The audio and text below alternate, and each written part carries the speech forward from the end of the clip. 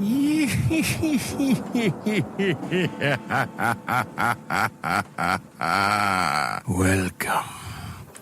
to Biff's Mystery Theater. I have many tales to tell you. Ghost stories, murder stories, and tales that will make your bones chill.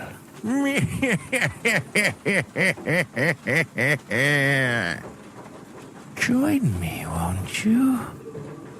For Theater of the Mind, where you always have the best seat in the house.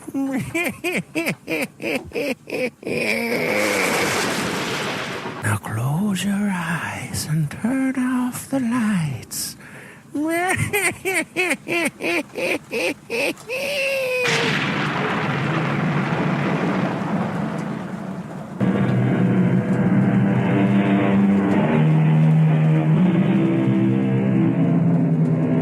Come in. Welcome. I'm E.G. Marshall. Do you possess a soul? Do I? Does every human being have a soul, or does none of them? Is each of us merely an inchoate mass of drives and desires, some of us with the strength to fulfill them, others without it, weak, fit only for frustration and despair? These are large questions, and I regret I do not have the answers. It is a cosmic force. You understand what I am saying? I'm not sure. It is the human light, the unrevealed self-luminosity of all mankind. Yes. You are starting to grasp it. I can tell. I knew you would. From the first moment I set eyes on you. Listen to me. Everything gives forth light. Everything. Everything.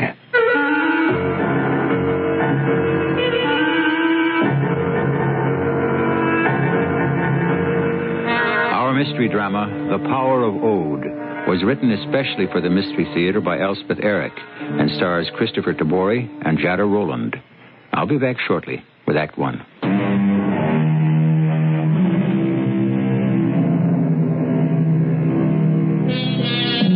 Arrogant man has usually credited himself with a soul while condescendingly denying it to the beasts.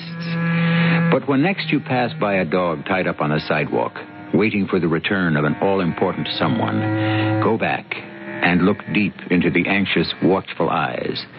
See if you do not detect there at least the hint of a steadfast, worshipful soul. Now I invite you to listen to the story called The Power of Ode.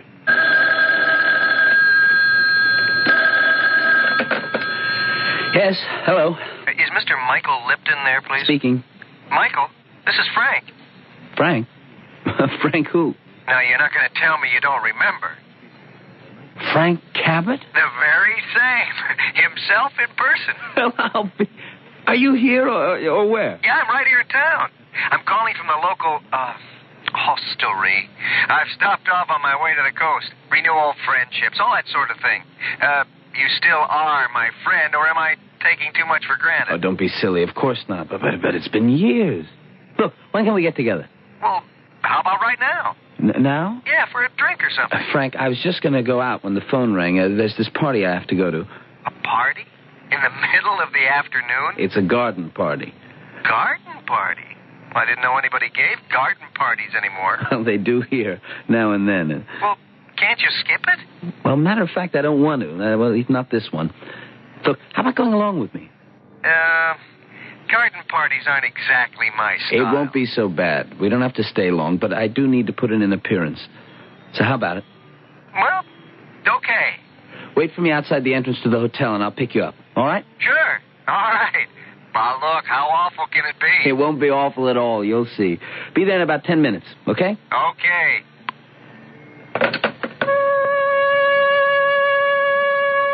Frank Cabot. I hadn't set eyes on him since we were at the university together. I'd hardly even thought about him, though we'd been fairly good friends in the old days. Not really close, but, well, friends. He always got better grades than I did, had more dates, dressed better, was better looking. I suppose I envied him all that. In fact, I know I did. But that didn't prevent our spending quite a lot of time together and enjoying it. I was really looking forward to seeing him again. Oh, hey, there you are. Here I am. Frank, you look great. Well, so do you, old buddy. Come on, hop in. Hey, nice car. 5 years old, but it still runs. Well, what's this fabulous garden party you're taking? And I didn't say it'd be fabulous. I just said I wanted to be there. Any particular reason? You'll see. You'll meet her. Oh, a girl. How I might have known. It's always a girl, isn't it? I don't know about always, but it is this time. Hey, you're serious. Dead serious. Well, wait till you see her. Oh, what's her name? Lorna Deering. It's her grandmother who's giving the party. Olivia Deering. Uh-huh. She's the grande dame of what passes for high society in these parts. Big house, acres of land, plenty of servants. Lots of money. Yeah. Oh, no wonder you're serious. It's got nothing to do with money. Well, what's wrong with money? I mean, what I feel for Lorna has got nothing to do with money. Will you meet her? Pretty? Well, I guess so. How old? 18, 19, 20 maybe. Well, you don't know her very well, do you? Well, I've taken her out a few times. Just taken her out? Yes, Frank. Just taken her out. Well, then you really don't know her at all. Well, that's your opinion. Well, all right, let's not fight about it, huh? That's no way to renew a friendship. Well, how come she's staying with her grandmother? Her parents died. Automobile crash. She had no place else to go. So she moved in with her rich grandmother. She moved in with her grandmother. She's planning to stay on for a while? I don't know. I haven't asked her. What did you talk about these few times you took her out? You know what, Frank? That's really none of your business. You know, you're right. You are right. Look, forget I said it, huh? Okay. Now tell me about yourself. What you been doing? Oh, I've been here and there. Paris, Rome, London, Amsterdam. Doing what? Working for the CIA or what? Foreign Service. Oh, that's impressive. Very romantic. Not particularly. Well, it sounds that way to somebody in the tool and die business. You must tell me about it sometime. Well, there's not much to tell. You planning to stick around for a while? I might. Yeah, I just might. Well, we'll have to get together and... here's where we turn in. Mrs. Deering's place. Wow. It's quite a joint. A veritable mansion. Yeah, it's nice. Nice?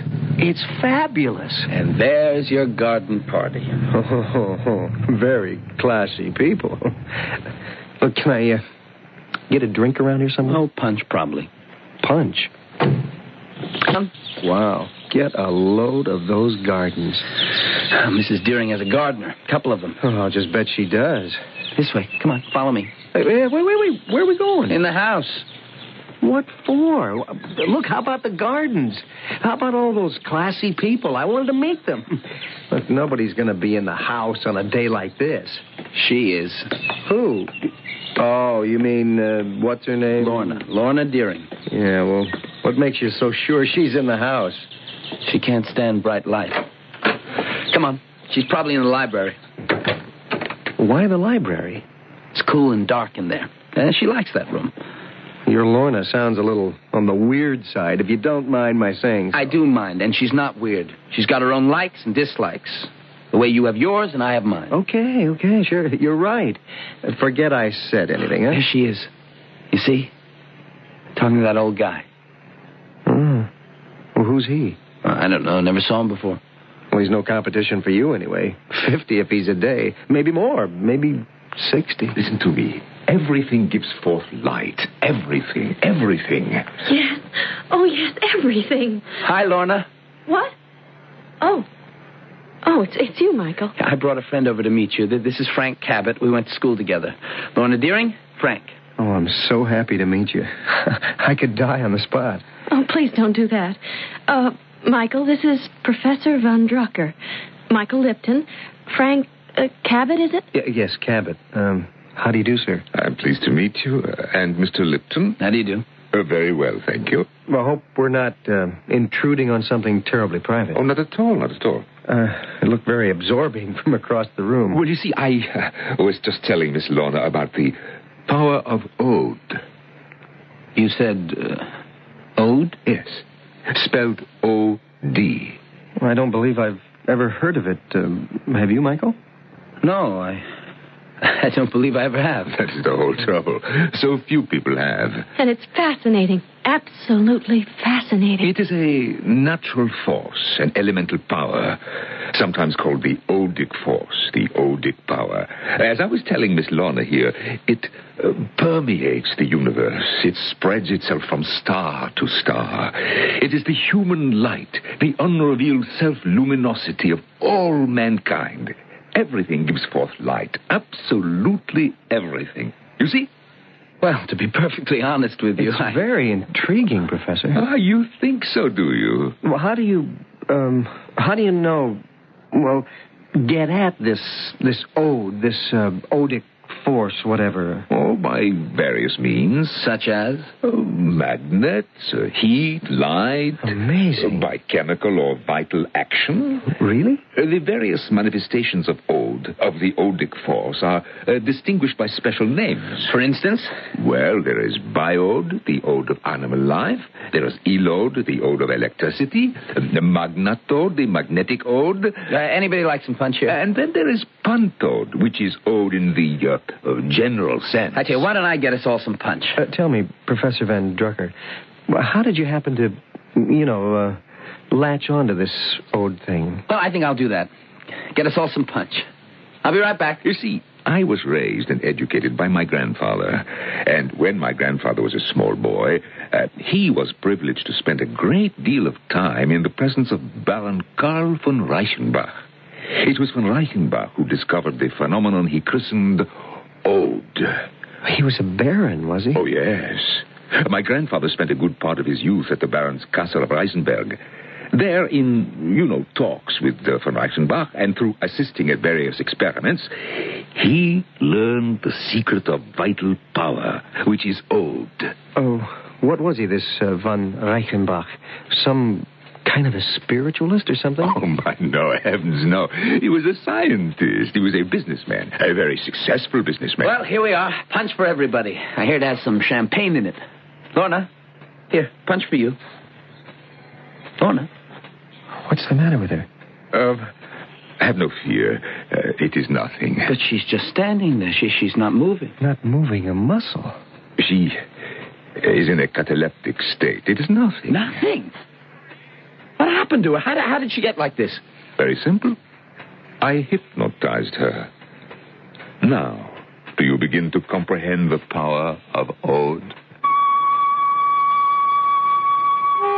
I didn't like what was happening to Lorna.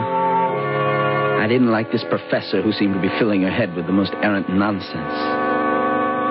And I didn't like my old friend, Frank Cabot, who seemed to be moving in on the girl I loved.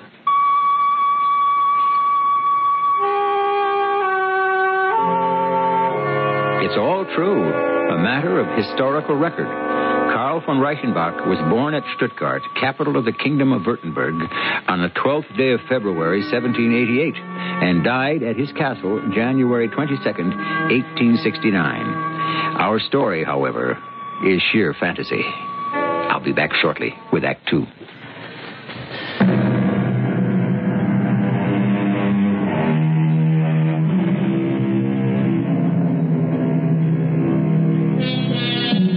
Have you heard of the vital force, or read about it, or simply gone through life with the uneasy feeling that it exists, but you cannot locate or define it?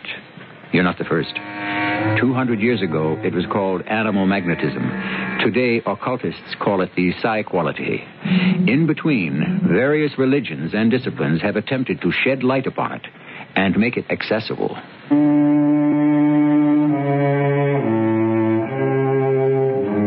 My father died after that horrible accident. My mother, too. I thought my life was over. But his last words to me in the hospital, I shall never forget them, were, "My sweet child, try to be happy." Well, I have tried. Tried very hard. But I never saw any chance for happiness till I came to live with my grandmother, Olivia Deering.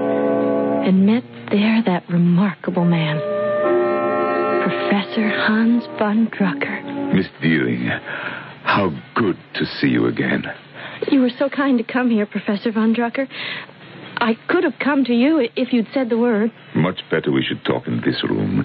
This softly lighted room of which you are so fond.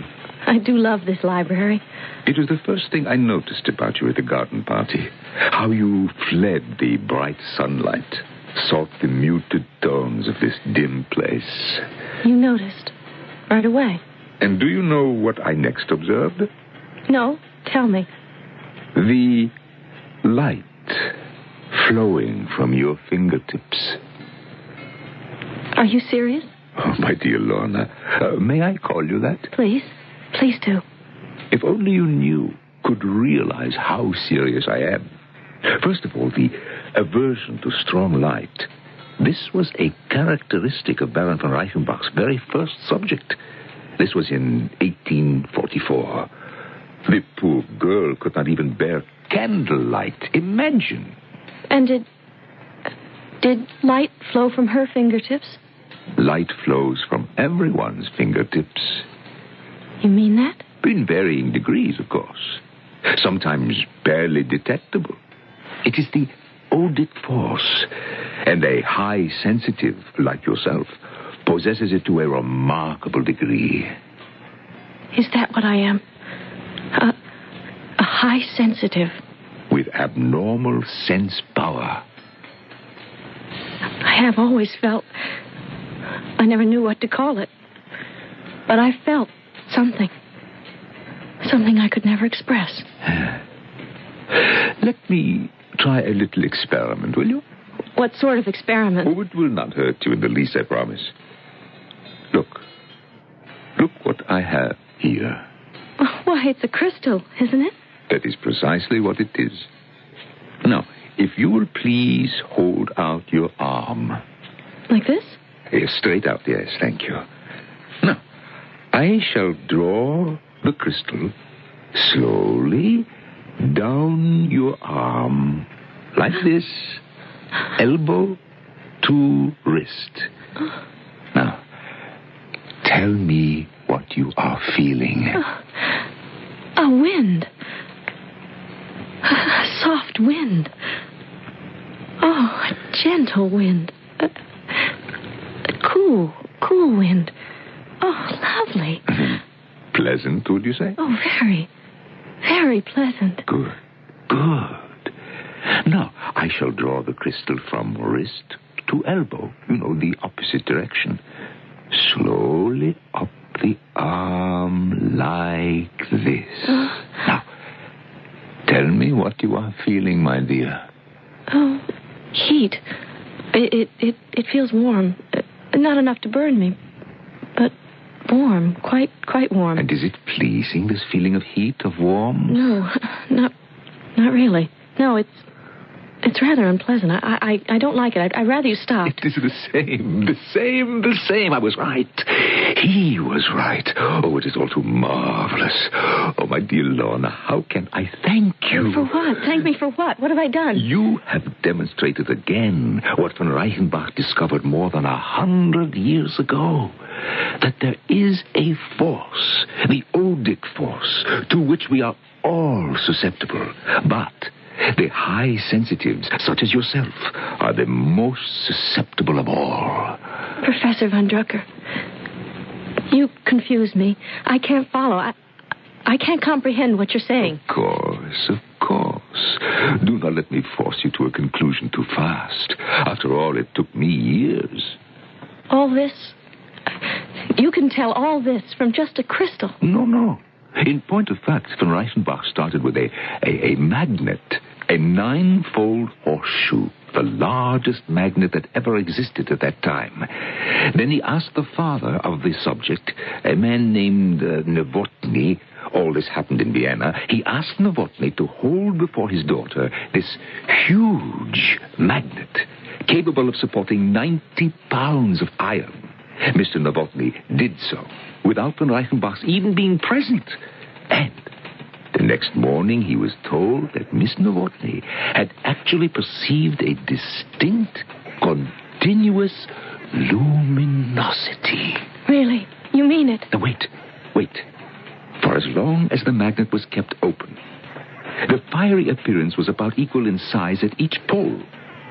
Close upon the steel from which it streamed, it appeared to form a blazing vapor, and this was surrounded by a glory of rays. Oh, it sounds glorious. Magnet, crystal. But he did not stop there, oh no. He went on to try other substances, sulfur, zinc, salt, alum, copper. They all, each one of them, had odic force to a greater or lesser degree. Precious stones, even semi-precious, had it too. The existence of the odic force was there. It existed. It was real. And so it is today. But if that's true... Oh, it is true, all right. Why don't we hear about it? Why doesn't anyone tell us? But, my dear little friend, that is what I am trying to do, as others have tried. Professor Von Drucker. Little Lorna, can I persuade you to call me Hans? Do you not feel that we are kindred enough for you to do that? Hans. It sounds right. It is right. Believe me, it is right. Now, what were you going to say to me when I interrupted? I've never told this to anyone. Not even my father. I've never dared. But my father always wore a flower in his buttonhole. I would pick it in the morning and put it beside his plate at breakfast.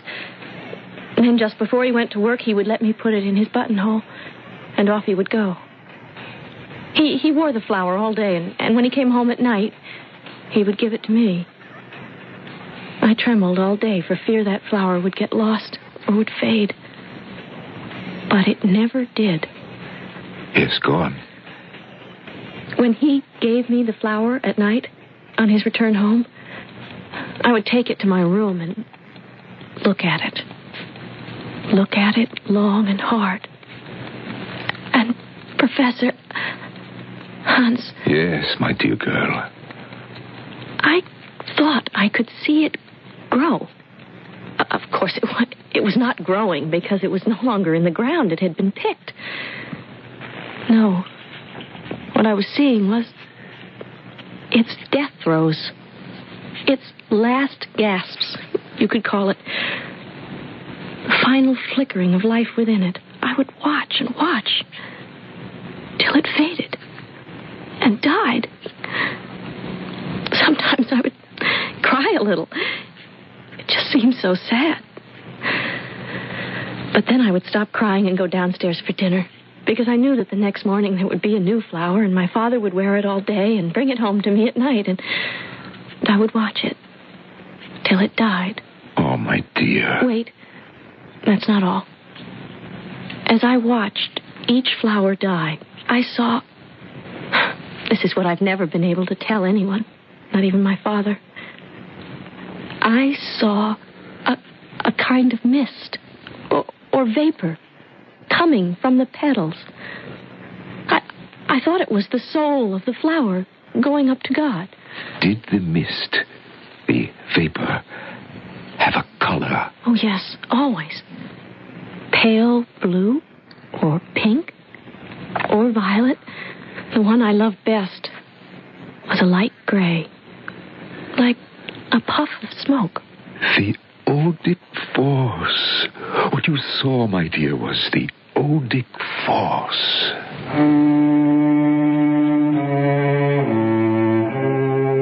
I don't remember when the professor left the library. I think he left very quietly because he knew I was lost to my memories.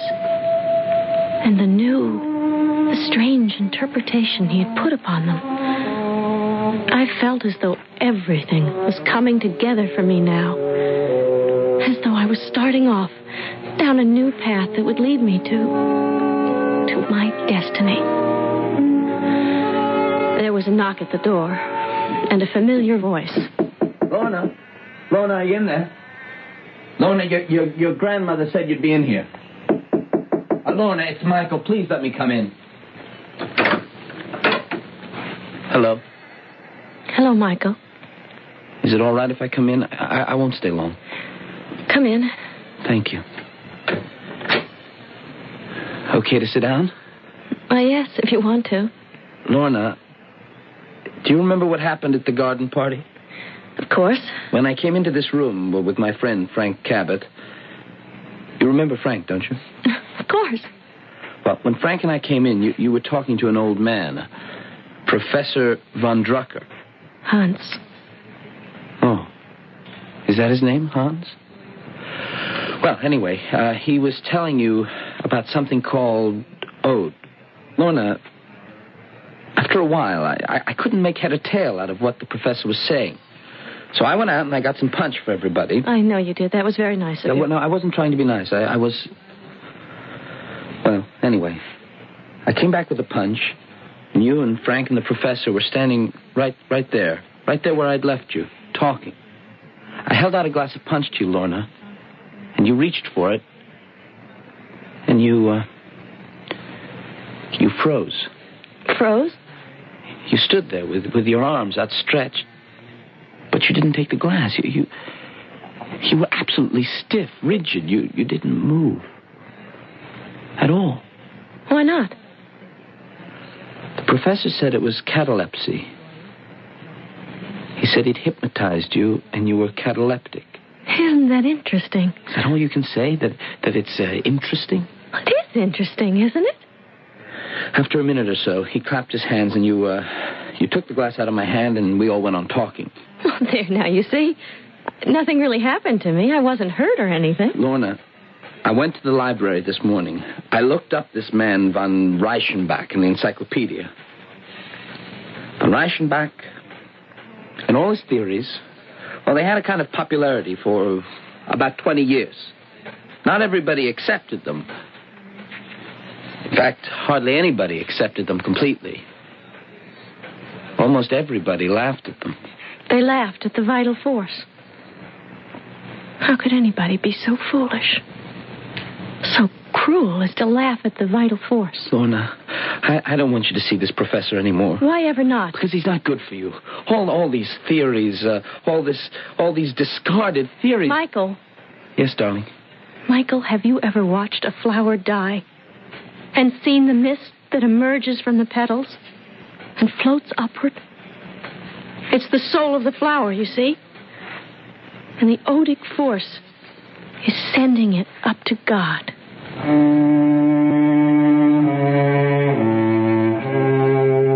Poor Michael. He didn't understand a word of what I was saying. He just looked at me. I think there were tears in his eyes. He seemed so helpless, so forlorn. I think Michael loves me. And he's very sweet, very kind, very dependable, all those good things. But Michael is no high sensitive. So, of course, he doesn't understand.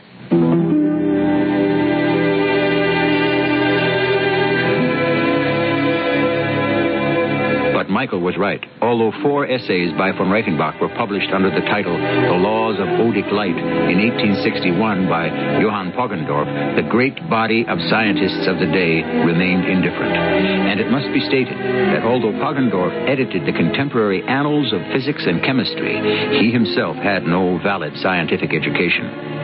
I'll be back shortly with Act 3.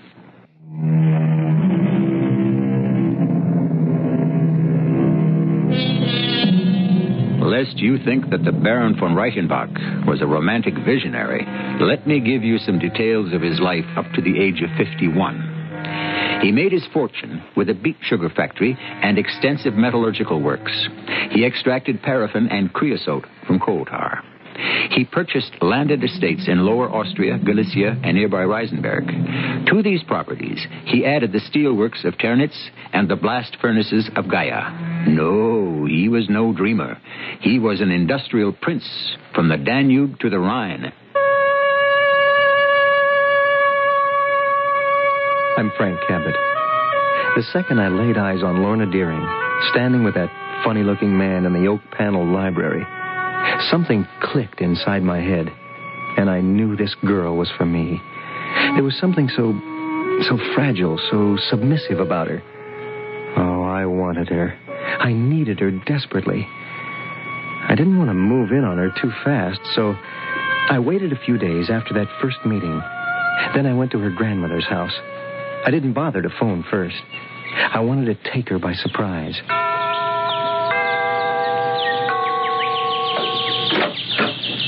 Remember me? Why, it's Mr. Cabot, isn't it? Frank Cabot. I met you at the garden party. I came with Michael Lipton. Oh, of course, I remember you. Would you... could I come in for a few minutes? I want so much to talk with you. Oh, well... Please. I think we have a lot to say to each other. Anyway, I have a lot to say to you, and I hope that... But you see, Mr. Cabot... Call me Frank, huh? Something's happened. I'm not alone here. Oh, I'm sorry. No, it's nothing like that. Professor Von Drucker is here. You remember him? Well, of course I remember him. Well, he's staying here now. Oh, I didn't know. I persuaded my grandmother to let him come here to stay after he fell ill. Oh, the professor's ill? Well, nobody told me. Oh, I'm terribly sorry. It's some sort of paralysis on one side. What does the doctor say? The doctor. He says it's hemiplegia, something like that. What brought it on? Do they know? All this work he's been doing. Trying to get von Reichenbach's idea revived. The poor man's exhausted. Oh, yeah, that ode thing. The odic force. The power of ode. Yeah, that. I was really impressed the way he talked about it. Really impressed. You were? Well, you see, I'm a high sensitive. Hans says I am. And high sensitives have healing power. It comes from the odic force. Do you understand? I think I do, Lorna. Well, that's why I asked my grandmother to let Hans move in here, so I could heal him. I'm spending all my time with him. Look, I understand. Could I come back in a couple of days, maybe? I don't know. Not just to see you. I'd like to talk to the professor. I want to tell him how impressed I was by everything he said. That stuff about the odic force, all that. He really gave me a lot to think about. Do you think he'd maybe want to talk to me for a few minutes?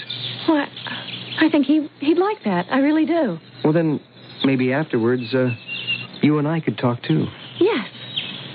Yes, maybe we could.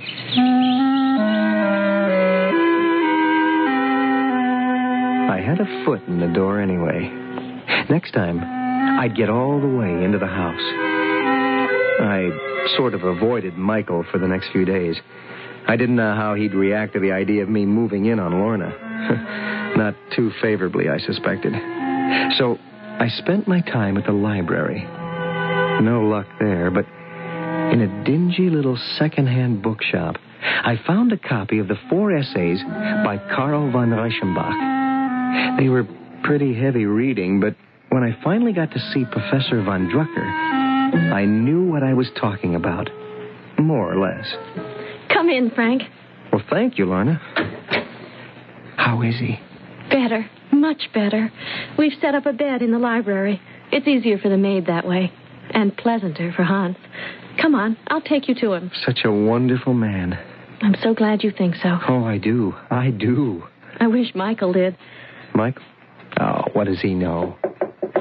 Frank Cabot is here to see you, Hans. Oh, ask him to come in, please. Here he is. Professor von Drucker.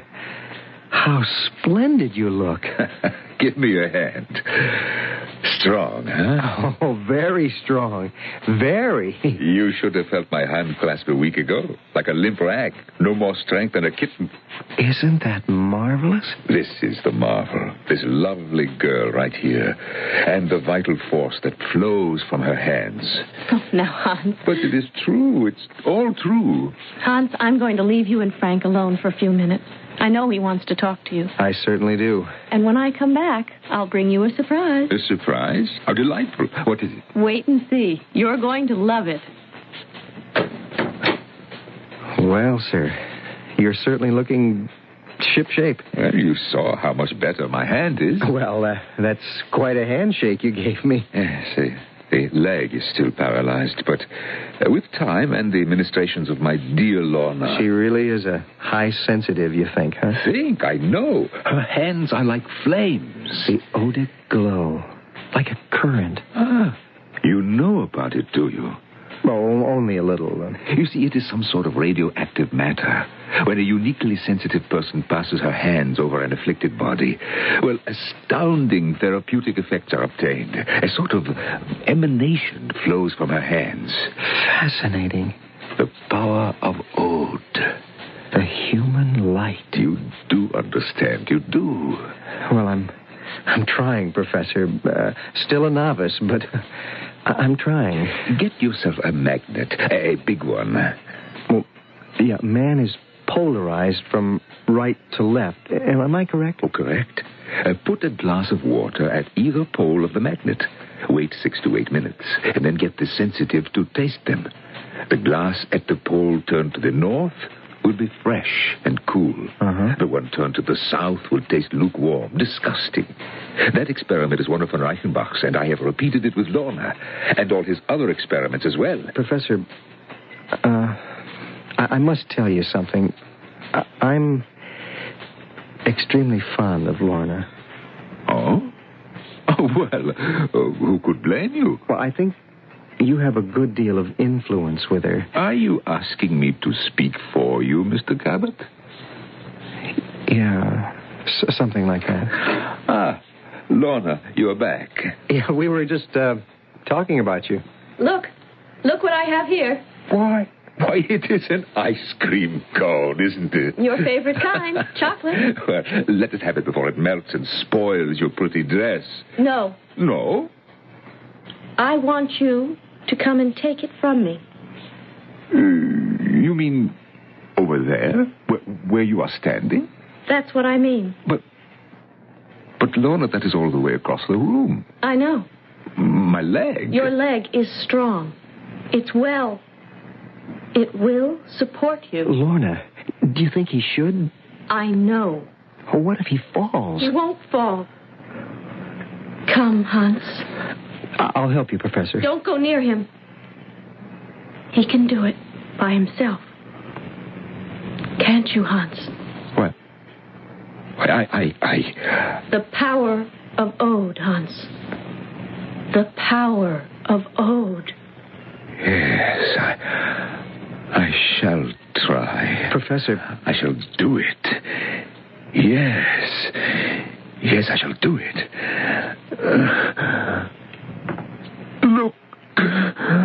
Look, I am doing it. Good Lord. I am walking. I am really walking. I don't know how it happened, but Von Drucker did do it. He walked clear across the room and took the ice cream cone out of Lorna's hand. Then they stood there, looking at each other and smiling. I didn't know what to do or say. There didn't seem to be anything appropriate to the moment. So I left. I went over to Michael's house, and lucky for me, because I was in a daze. He was home, sitting on his front porch. Hi there, Frank. Thank goodness you're here, Mike. Join me in a drink? No drink, thanks. You look like you need one. Come on, sit down. Yeah. Oh, yeah, I'll sit down, thanks. You sure I can't get you a drink? Michael, I've just had the darndest experience. I have to tell you about it. Okay, go ahead. Tell me. I've just come from the Deering house. Oh? You did? How come? Well, I'll be honest with you. I'm slightly smitten with Lorna Deering. You are you? You can't blame me. I can blame you for sneaking around behind my back. Don't feel that way about it, Mike. Well, what other way am I supposed to feel? Well, let me tell you what happened. I read up on this Ode stuff. It's very hard going if you're not into that kind of thing, which I certainly am not. And I sort of dropped in casually at the Deering house and told Lorna how impressed I was by the odic force, etc. Oh, but it's balderdash, that stuff. I looked up von Reichenbach in the encyclopedia. Nobody took him seriously. Von Drucker does, and Lorna does. That's enough reason for me to. You mean you pretended to, isn't that it? Well, yes, but then, let me tell you what happened. You know, Lorna took von Drucker into her grandmother's house after he developed this paralysis in his arm and leg. Hemiplegia, they call it. Yeah. Well, Michael, what if I told you that it's the same thing von Reichenbach came down with toward the end of his life? Oh, so what? Plenty of people do. From a stroke or, I don't know, something. What bugs me is you trying to move in on a girl I'm half in love with. What about me? I'm half in love with her, too. Frank, look who's coming this way. It's Lorna and von Drucker. Yeah, but he's walking. I know. He isn't even leaning on her arm. I've been trying to tell you. Michael? What's been going on? The odic force, my boy. The odic force. Michael? Yes, Lorna. Hello, Professor. Hans and I dropped by to tell you something. Hello, Frank. Hello. You don't have to tell me. I can see. The professor's walking. Oh, not just that. We wanted to tell you because you're very dear to me, Michael. You too, Frank. We wanted you both to know. We're going to be married, Hans and I. Why, that's great. Yeah, congratulations, Professor. Together, we two will carry on the great work of Karl von Reichenbach and his discovery of the power of ode.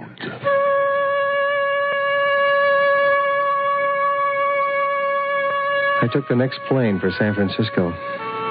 Oh, I was depressed, and I was disturbed. But my first sight of the Golden Gate Bridge brought me back to my usual cheery self. I don't know how long I could have endured the company of a high sensitive and the power of ode.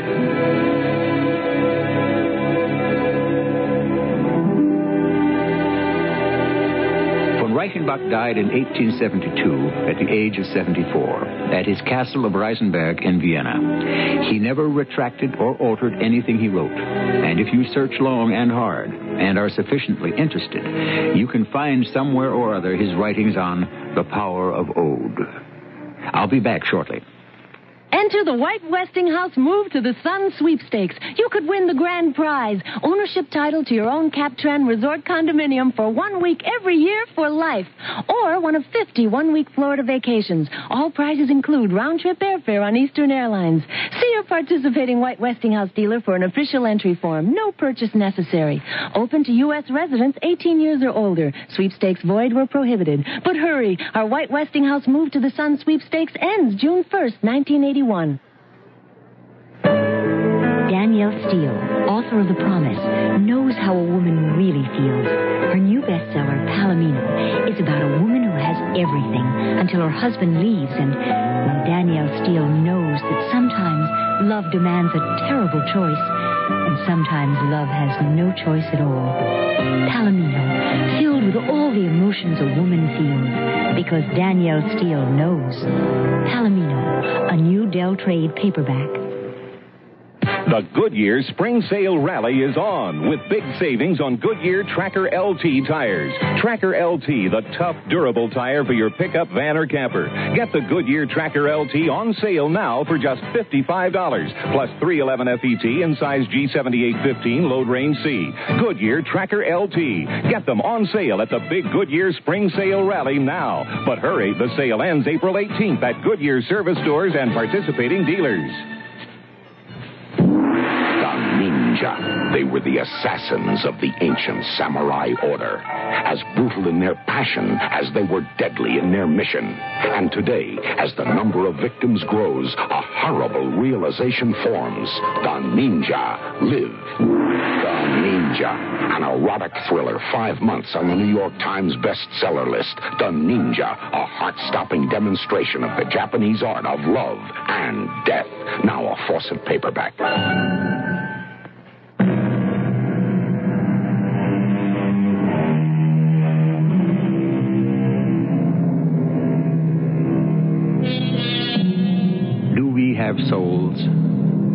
animals? For that matter, to the birds and the insects? And what about the plants and the trees and the flowers? Remember Lorna's vision of the thin mist escaping from the flower taken from her father's buttonhole as it faded and gave up its life? Perhaps everything that lives has a soul. Our cast included Christopher Tabori, Jada Rowland, Norman Rose, and Bob Caliban. The entire production was under the direction of Hyman Brown. This is E.G. Marshall inviting you to return to our Mystery Theater for another adventure in the macabre. Until next time, pleasant dreams.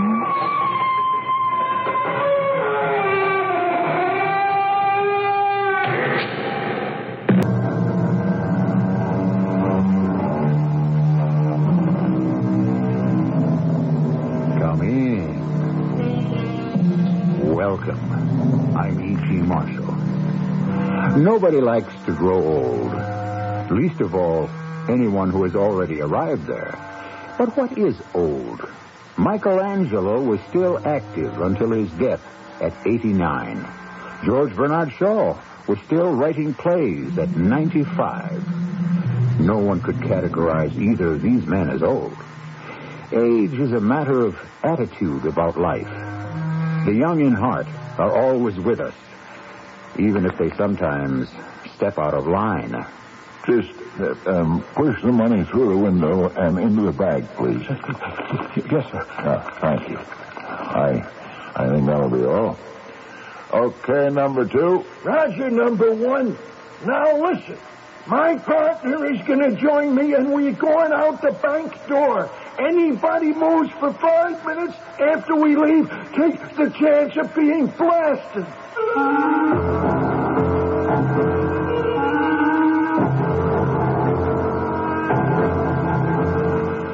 Our mystery drama, Honor Among Thieves, was written especially for the Mystery Theater by Ian Martin and stars as Fred Gwynn. I'll be back shortly with Act 1.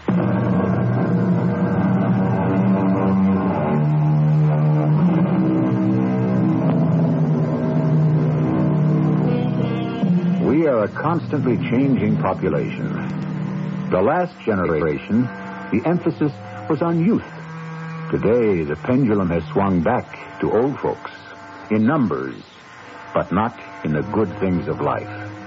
The great dream of retirement has been clouded by the uneasiness of our world.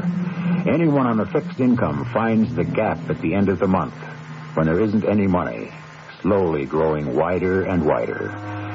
The average guy, trapped and frustrated, is tempted to abandon the ethics of a lifetime. Average guys like Teach Durkin, Wally Flatt, and Sweet Witzkowski. Hey, Teach! Hey, Teach! I didn't mean to be late. Hey, where's all the other guys? No, they didn't feel like playing today, Sweets. No ball game, huh? How come? Nobody had the heart for a game today. It's because of Bonzo Toppet. He passed away last night. Huh? He died? Gee, I never figured on that. He was 81. Yeah, but he was tough. Anyway, that's not so old. Depends where you look at it from. Heck, it was only 8 years older than me. Yeah, that's what I mean. I'm in the same bracket. He may not have seemed old to us, but we must recognize we're no spring chickens. Yeah, but we could still have had a game. Frankie, come on. How's about a cup of coffee, huh? Yeah, forget it, Sweets. What's the matter, you off coffee or something? Who can afford coffee? What day is it?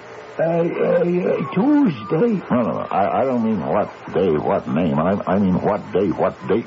Oh, the 30th, I guess. Right. So who has money for coffee or anything else before the 3rd? The 3rd? The day the check comes in. Social Security. Oh, yeah, that's the 3rd, yeah. And what happens to everyone the days before it comes? Get broke. Indubitably. Senior citizen. I tell you what gets me more than anything, though. Group of us get together for ball games because that's what we like. And we looked forward when we retired to have time for them. But it isn't bad enough we can't afford any equipment. We can't afford even to chip in together to help bury a companion who was part of it. You mean Bonzo didn't have nothing to take care of him when he went? He was a virtual pauper like the rest of us. Oh. Well, what religion was he? I don't know. What's the difference? He should have the right to a decent interment. And all of us should have stood up for it. I still think we should. Yeah, but if we don't have the scratch, how? I don't know. I can't think of a way. I called Wally about it on the telephone last night, but Sarah wouldn't let me talk to him. He's just getting over the flu. Oh. But she asked us to dinner tonight. Maybe we could talk about it then. You mean we get a free meal, huh? Yeah, I don't know how she manages it. Well, she cooks home. Us old singles, we eat out. It costs more. So how are we going to have a memorial service for Bonzo? Well, there's got to be some way. Hey, we could always rob a bank. Yeah, I don't have anything left to sell or pawn. I don't even have... Rob a bank. Sweets? You know, for once in your life, you may just have given birth to an idea.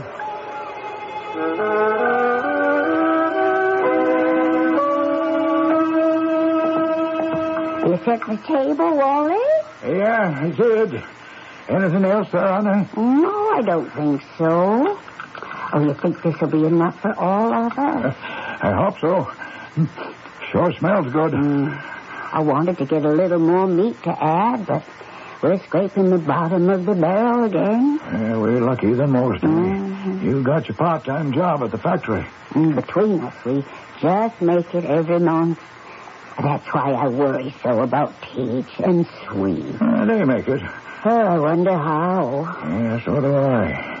Some months I don't know what to do quite. But you know what's the rotten thing? We can't, none of us, can really do much about each other or special things.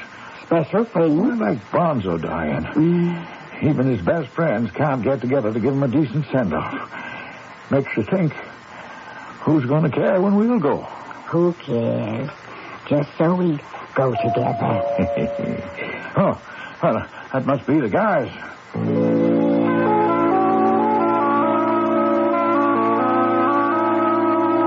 Oh, boy, that was some wonderful spread, Sarah. Yeah, well, I echo the sentiment. Yes, you outdid yourself, honey.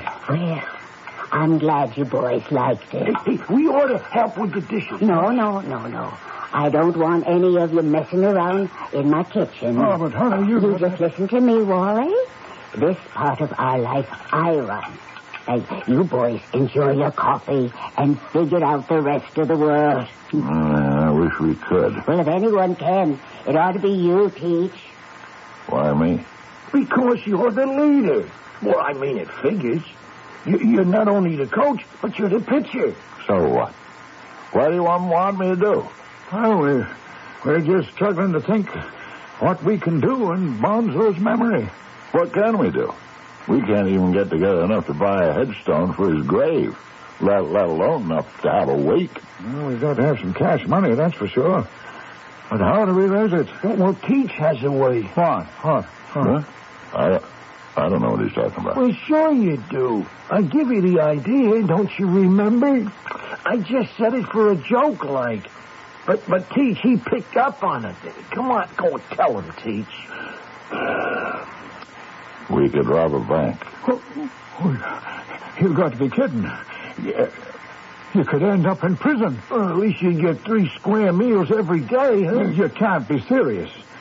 The more I think of it, perhaps we are. Well, then count me out. We can't.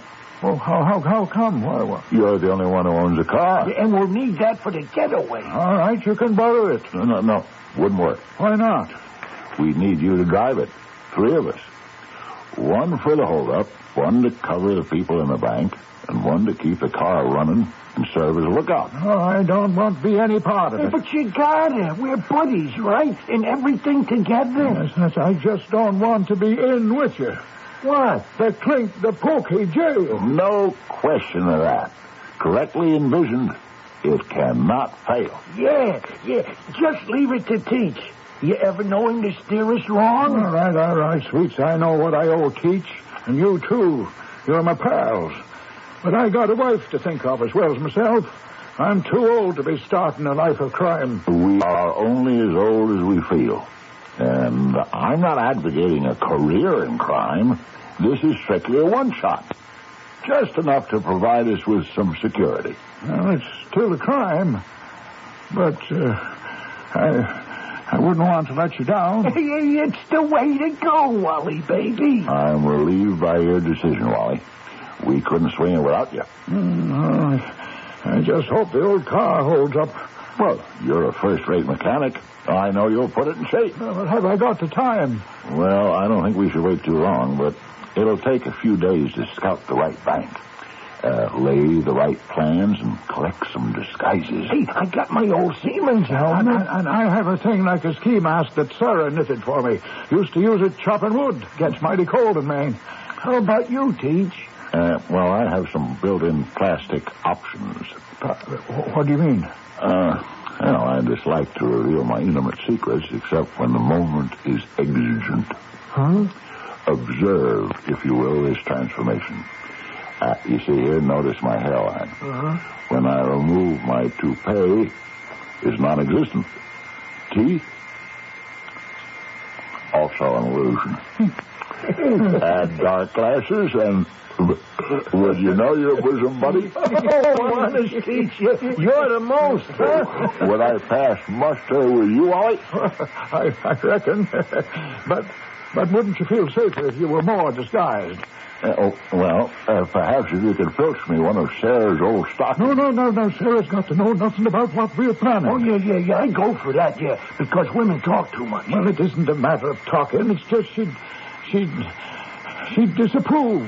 We won't give her the chance. This is a deep secret between the three of us. We've got lots to do in the next few days.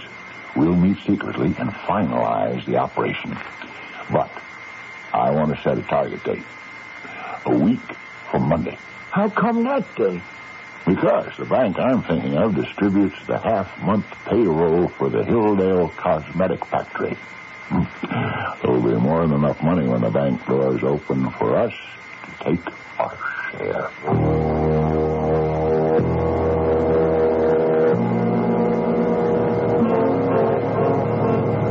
You can park right here by the 10-minute sign, Wally.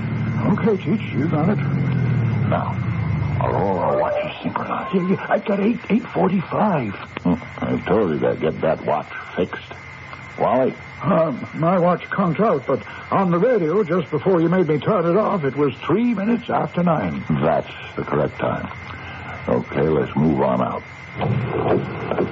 Got your weapon at the ready, Sweets? Oh, yeah, I got it. You keep the car running and be ready for us when we come out, Wally. I suppose a cop comes by. Yep. Well, then 3 long on the horn, 2 short. Mission aborted. Got it, team? Got it. Okay. Come on then, Sweets. You know what to do. Like you said, Teach. Everything planned down to the last detail. Follow the master plan, nothing can go wrong. Right. Okay, let's go in. You get the door. Come on. Let's move it. I can't. Why not? Because there's a sign on the door that says the bank's closed. Closed? What for? It's a holiday. Columbus Day. As Robert Burns said, the best laid schemes of mice and men gang after play. Is that the end of our great bank robbery? I doubt it. A man like Teach Durkin, once dedicated to an end, is scarcely ready to stop short of it. The big question for the moment is how they proceed from here on in. We shall discover that when we return shortly with Act 2.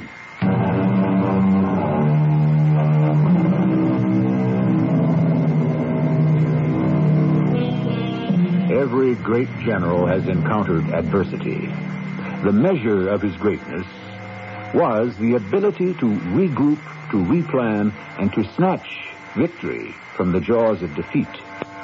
This has been Teach's problem through the drive back from the outskirts of Tampa to St. Petersburg. Now, just outside St. Pete, they have stopped by a roadside stand in the shades of the palmettos to discuss and regroup.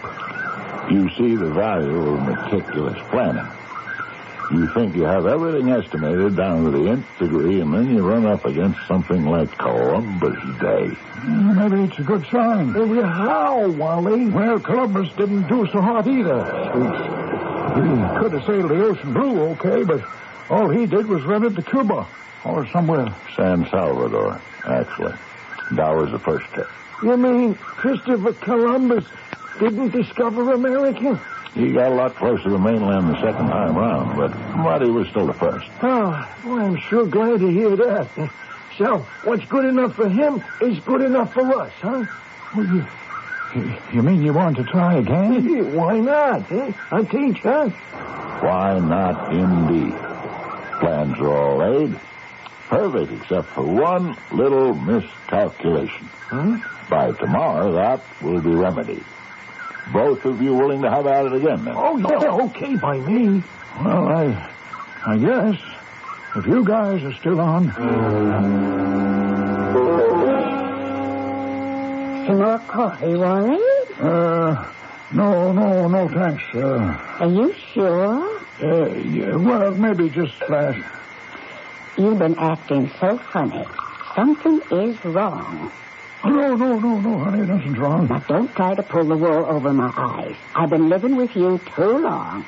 Something is bothering you. I'm all right, I tell you, sir. It's something between you and Teach and Sweet. Now, forget it, honey, would you please? Now, I don't want to nag, but I don't like to be shut out.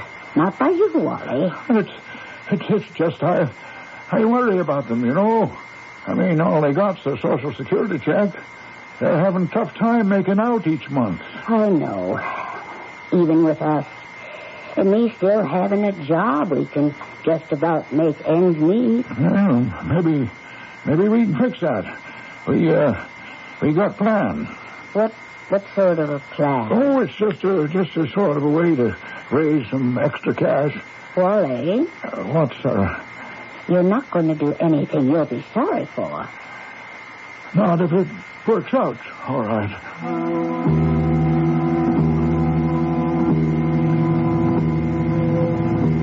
Now, let's go over it once again. Do we have to? We want everything to mesh perfectly. No hitches this time. Now, Wally, when we get there, what do you do? Well, I park in the 10-minute zone in front of the bank. I keep the engine running. And while you're in there, I keep out of sight if anyone goes by. When I hear you coming out, I put on my ski mask, shove her in gear, and get ready to take off. Good. Sweet. We go in the bank, and we go down the stairs like we go into the safe deposit. And on the landing, once we're out of sight, we open the baseball equipment bag and take out the disguises. Check. The plastic raincoat and the seaman's helmet for you, the poncho for me. And the stocking mask. Correct, the stocking mask. Then I give you the machine gun. Yeah, machine gun. I tell you, Jimmy Dugan's 6-year-old kid sent up a heck of a wail when he discovered that was missing last night. So you'll get it back to him, along with the super-duper John Wayne 6-gun you picked for me. What do you do next? Well, then I go up to the main floor, and when you give me the sign, I holler, "Okay, freeze, this is a holdup." And I approach the teller with the equipment bag and gather in the money. All right. Before anyone forgets anything, here we go.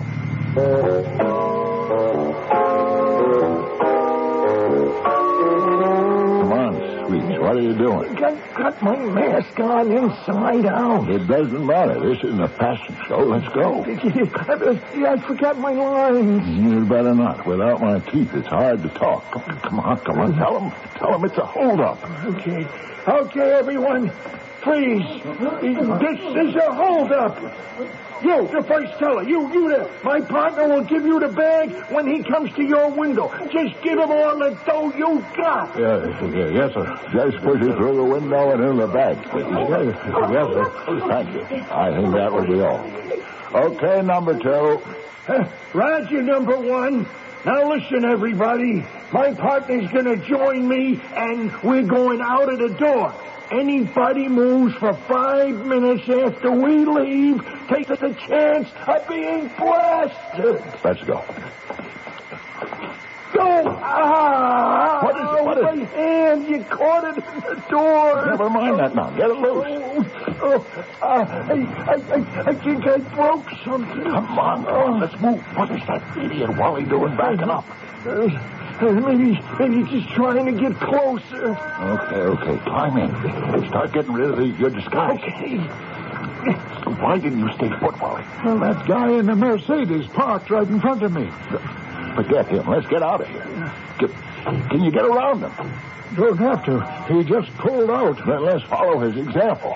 Holy cow! It's the cops! Step on it, Wally. What are you holding up for? Well, I got the red light. Go through it. The other guy did. Yeah, but the cop... Jump it, beat it. Oh, whatever you say, Teach. Just don't talk. Pour on the gas. Come on. Somebody in the bank must have hit the alarm. Come on, what are you waiting for? She ain't responding right. Well, I thought you promised to have this car in first-class condition. She is.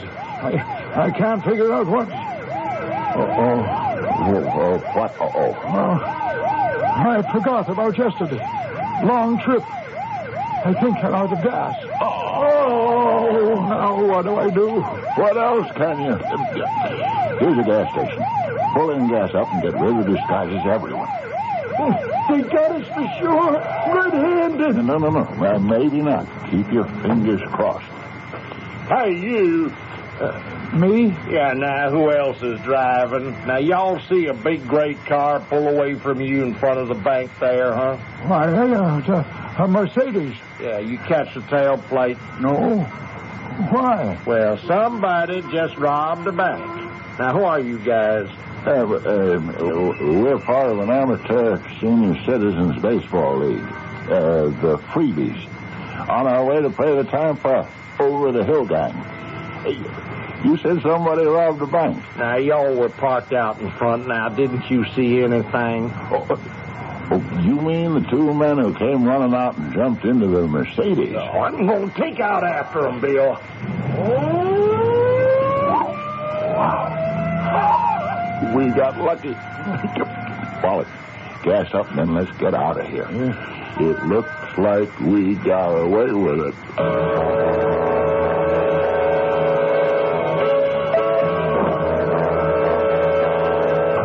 Okay, Bill. Now you hold it. We lost him. Well, if it hadn't been for that school bus... I am not so sure we're on the right guy's tail anyway. He was the one pulled out spinning his wheel. But how about the other car that took out after him? You mean that beat-up old heap which was taking on gas? That's the one. With the 3 old characters in it? You figure them to rob a bank? Well, stranger things are happening. Come on, let's get back to the bank and get a rundown on what actually did happen.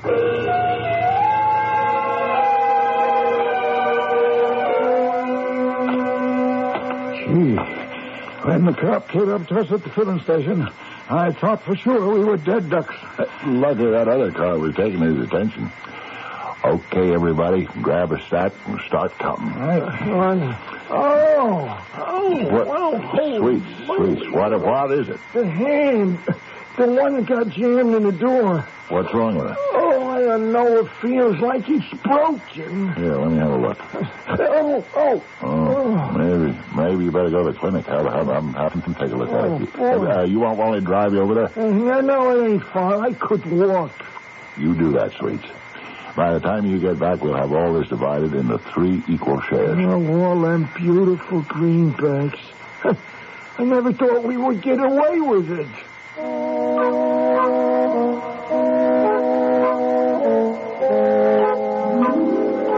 Now, I want you to think hard, Miss Pennypacker. Now, would you be able to recognize the man who told everyone to freeze? The one with the machine gun? I couldn't, Sergeant. He was too far away from my cage. Mm-hmm. I mean, he was all bundled up in a plastic sort of coat, and he had a sort of knitted hood over his head. You couldn't see his face. Well, what about the one you gave the money to? Well, he had a sort of cape on, and he had a mask on. Mask? Like it was a stocking. How tall was it? Oh, I was too scared to look. About medium, I guess. What about his hands? He had gloves on, I think. Gloves. And after he got the money, he ran out of here with his Confederate and climbed in a car. Oh, yes. It was a gray Mercedes. What? A Mercedes? That is a big, expensive-looking car. Oh, no.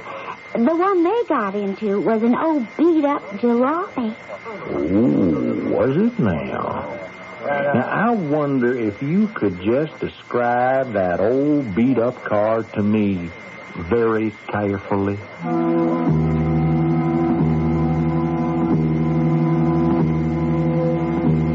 Lord, that's pretty near $47,000. Say, after we pay for a nice headstone for Bonzo and his send-off, $15,000 apiece.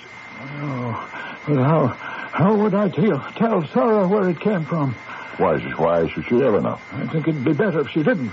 Well, then I suggest we get this display of vulgar wealth out of sight before she gets back. Oh, she won't be home till late this afternoon. We don't know how long Sweets will be at the clinic, so we'd better... Oh, I guess that's Sweets now. Oh, it's Sarah. What are you two boys up to? Oh, no. Hello, honey. What do you mean? Oh, no. Where did all that money come from? What are you doing home so early? I was having lunch, and one of those kids had his radio blaring away as usual. They interrupted the music for a news flash about a bank robbery, and I knew right away. What do you mean, you knew? I have known for the last week that you three cronies were up to something. When I heard the description on the radio of the disguises, I found out what. That is why I came rushing home. What disguises you? Now, Wally, in Florida, with the temperature in the 80s, what did you need with that old ski mask I knitted you?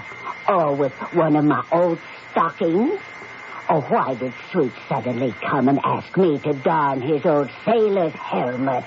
Are you crazy, all of you? No, Sarah, there were extenuating circumstances. The main thing is, we got away with it. Oh, no, you didn't. I'm not going to see my husband in jail.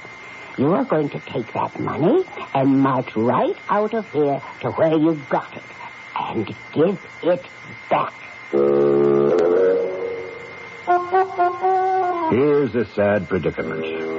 For all their blundering, our three amateur Willie Suttons apparently have pulled off a coup. But having successfully outwitted the forces of law and order, they have come afoul of an even more implacable foe, a good woman. To paraphrase Mr. Micawber in David Copperfield, accidents will occur in the best regulated families, but in those regulated by the influence of women, they may be expected with confidence and must be borne with philosophy. I shall return shortly with Act 3. This...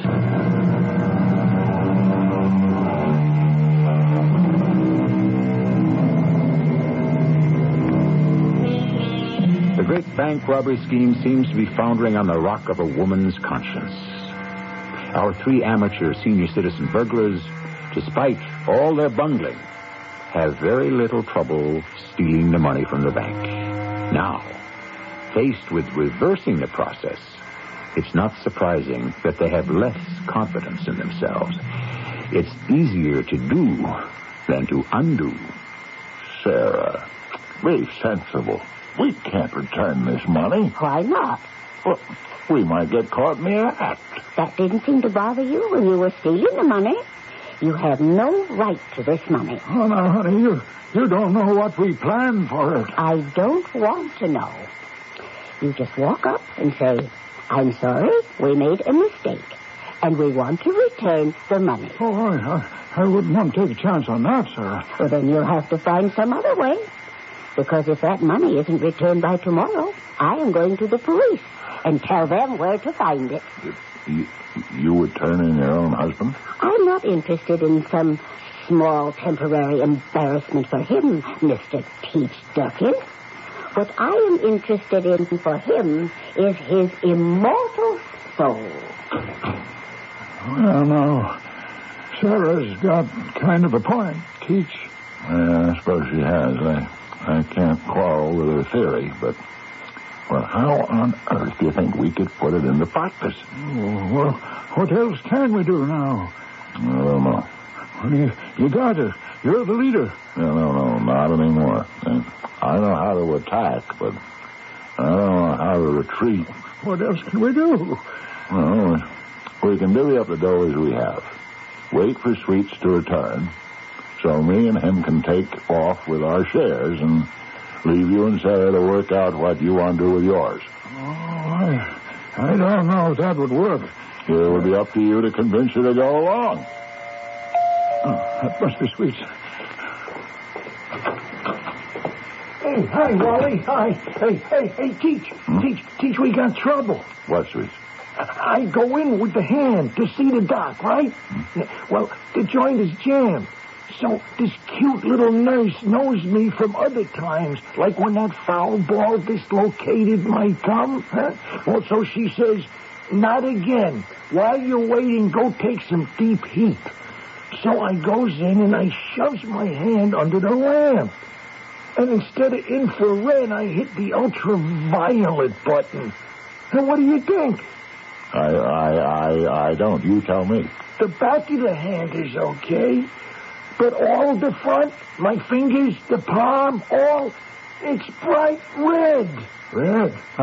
Like blood? No, crazy electric, like at a disco. What are you trying to say? Hey, listen, I don't think we can ever cash any of the money we heisted.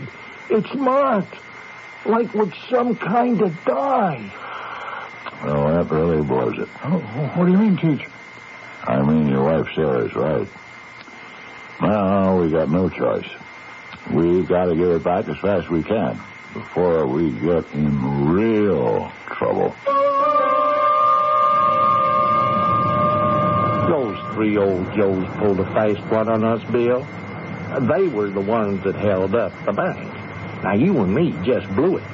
And the big brass ain't going to be stupid enough not to think the same.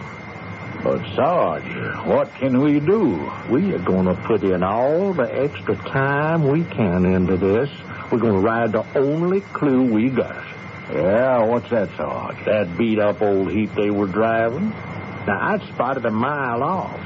It's the only real clue we got.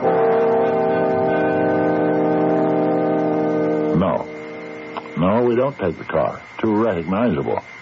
And there's no way we return the money in person, because that's too chancy. How about by messenger? Oh, come on now, Wally. How could we do that without a receipt? And that leads straight to us. How about just mail it?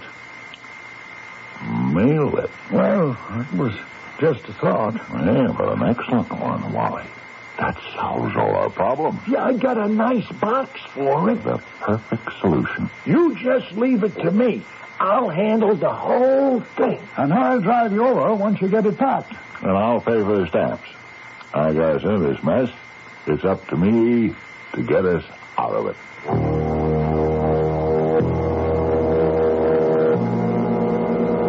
Now, you know we're out of our jurisdiction, Sarge. Yeah, I know it, Bill, but I ain't just about to let three old goats and a jalopy lose me my stripes without a fight. Oh, boy, they sure fooled me. We were too busy trying to catch up with the Mercedes. Yeah. Now, whoever was in that Mercedes sure give them their break. The next time, they won't be so lucky. Next time? Well, You think they'll try to knock over another bank? Well, I don't know. I just have a hunch if I keep looking long enough, I'm going to turn up that card. Oh, by the way, if you see a post office, stop off for a moment. I got to get a stamp and send off a card to my daddy for his birthday.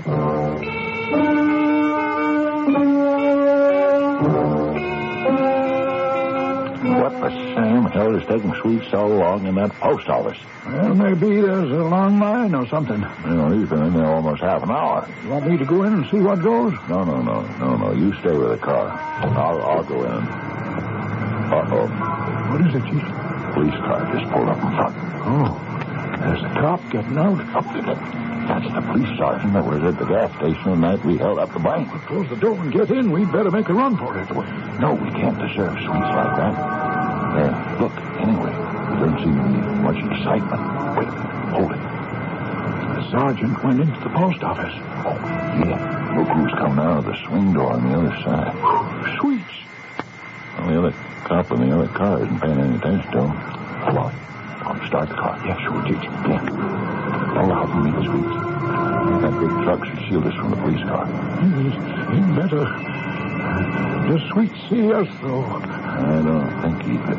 Yes, yeah. Just caught his eye. He's changed his direction. You can pull right up to him. Oh, what about the cops? One's inside the post office. The other one, the car's busy with his video. Probably checking in. Well, we can pick up Sweets now. Okay. Jump in, Sweets. Hurry, get out. Okay, what's all the sweat? Never mind that now. You mail the package? Oh, sure. No problem. Okay, Wally, let's get out of here. Well, Wally, take it easy. They didn't see us. We're out of the woods.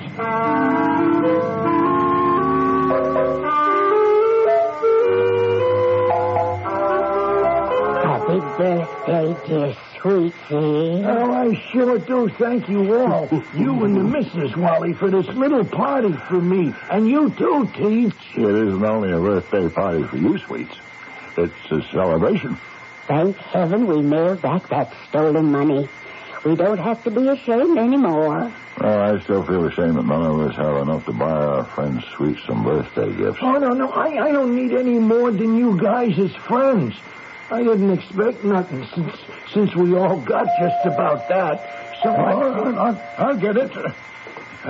Sarah, isn't it about time for the cake? I wouldn't be surprised. Cake? Huh? Your favorite. Pineapple upside down. Oh, boy, what a party, huh? You deserve it. You made us all free men again. Wally, who was at the door? There's a mailman delivering this. Oh, what is it? It's a package for you, Sweets. Hey, how about that? Maybe somebody did send me a birthday gift after all. I hate to disappoint you. This here is what you sent out at the post office. It was returned for insufficient postage.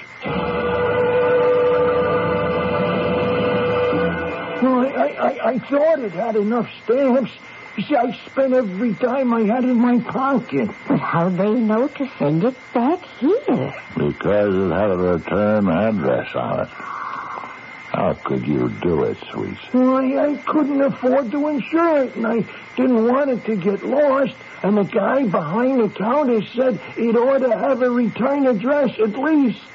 It didn't occur to you that after it was delivered to the bank, they would have come straight to this address and investigated?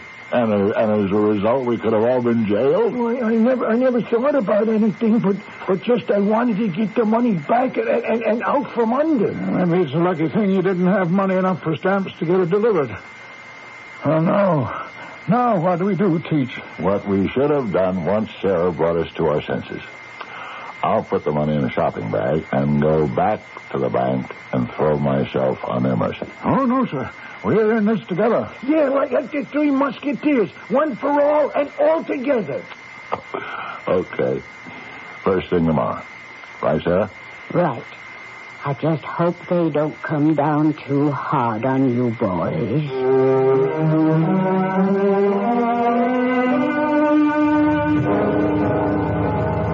Now, I've been thinking. There's no sense in going overboard. What I think is we ought to do the whole thing in reverse, as it were. We have our disguises, our plan. The only difference here is we're returning the money instead of taking it away. It's raining, and it's an overcast day. We stand every chance of getting in and out better than we did the first time.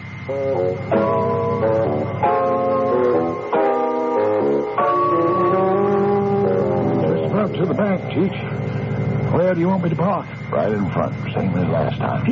Do we still make a getaway? If we can return the dough and get out. Well, there's no reason why we can't. I mean, you're doing it just like the holdup, huh? Exactly. I'll say, I'm returning this money. Don't anyone move until my partner and me are gone. You still got the toy guns? Right here. Hey, that looks like the gray Mercedes that was here last week. Who cares? Let's park and get this over with.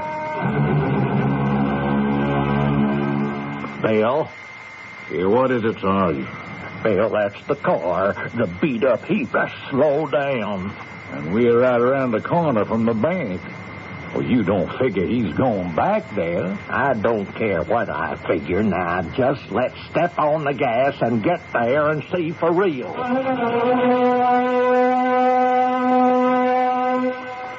Now, sweet. We're going to put on our disguises just like last time.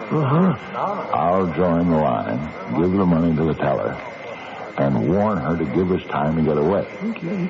Okay, everyone. Okay, stand just where you are. This is a holdup. He's cutting in on us. Hey, this is our big break. I have a partner here who has you all covered. Just don't interfere with us, and nobody gets hurt. Okay, miss. I want all the money in your till. What do you mean, our big break?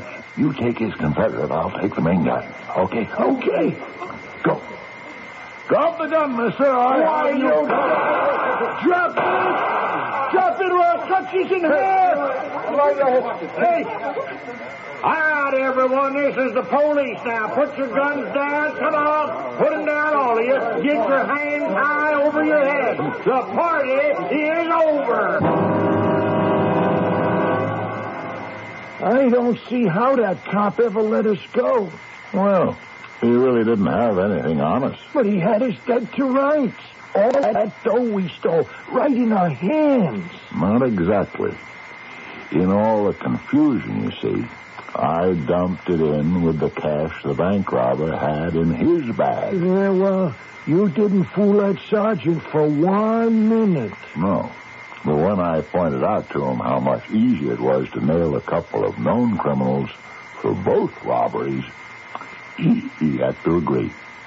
Particularly since the same car had been there last Monday for the same reason as it was there today. Only last week we beat them to it.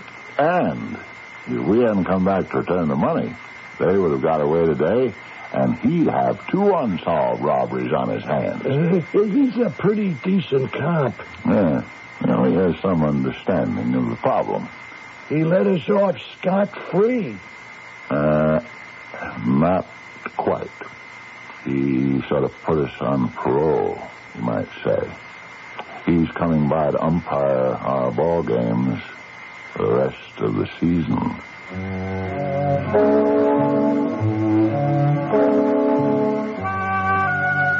I'm glad the sergeant gave our senior citizens a break.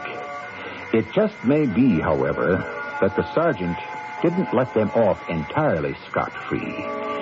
He did, as promised, umpire all their league ball games, and strangely enough, their team lost them all.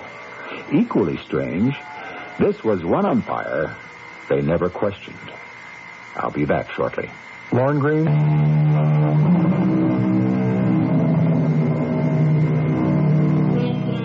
It isn't any easier for Teach and his flock to make ends meet these days, but at least their ideas are somewhat less radical. They have learned to use the entertainment dollar. Well, not dollar exactly, but whatever the gate is worth for a ball game. The money they gather in a hat, the gate, which they prefer to call it, goes to purchase equipment for the team. That is what comes in now after the first receipts were used for a suitable memorial to Bonzo. Our cast included Fred Gwynn, Earl Hammond, Ian Martin, and E.V. Juster. The entire production was under the direction of Hyman Brown. And now, a preview of our next tale. If it were possible for you to enter my canoe, turn it around, and travel against the stream of time, you might find yourself back in those ages of the past you think are dead. The past is dead. Oh, it lives. All the paths of all the civilizations continue. Oh, I would give anything to be able to believe that. Would you risk death to go back? I would. A truly scientific mind would. I can take you back to the days of Jacques Cartier, the explorer. But you cannot guarantee my return to this present? I have done it before, alone. I go back to my people often. Back and forth between the centuries? Yes. Whether I can take you with me, well, I'm not sure. This is E.G. Marshall, inviting you to return to our Mystery Theater for another adventure in the macabre. Until next time, pleasant dreams.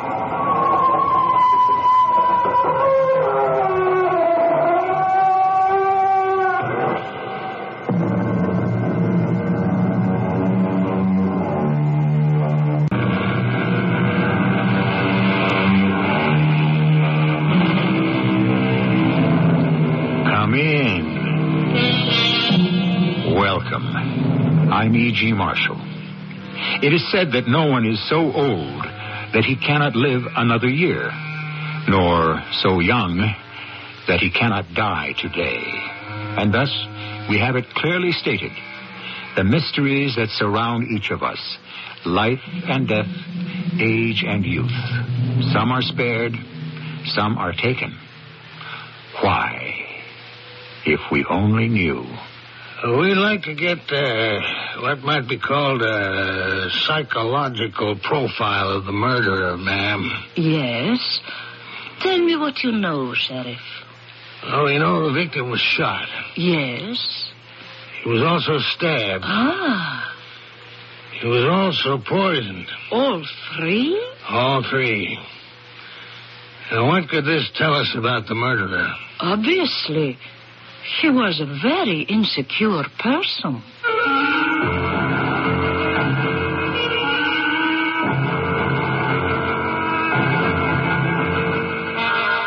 Our mystery drama, The Code, written especially for the Mystery Theater by Sam Dan and stars Russell Horton. I'll be back shortly with Act One.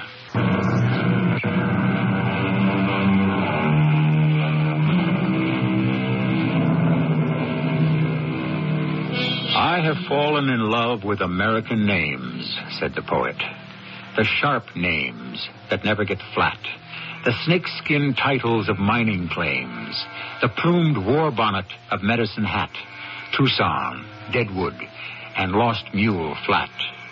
Yes, young Paul Wagner knew all those names and 1,000 more. In 1936, he ran away from the drudgery of an Iowa farm and joined the circus. But I'm getting ahead of my story. It wasn't a circus, exactly. More of a carnival. And not really a carnival, neither. I guess you could call it a sideshow. I hadn't fallen in love with all those American names, nor with the circus business, but with a woman. A woman like I'd never seen in all my born days. And here she is! Ishtar, named after that ancient Babylonian goddess of love. Oh, yes. She was a star. And she was also the magnificent Hindu queen, Her Royal Majesty the Maharini of Cooch Behar.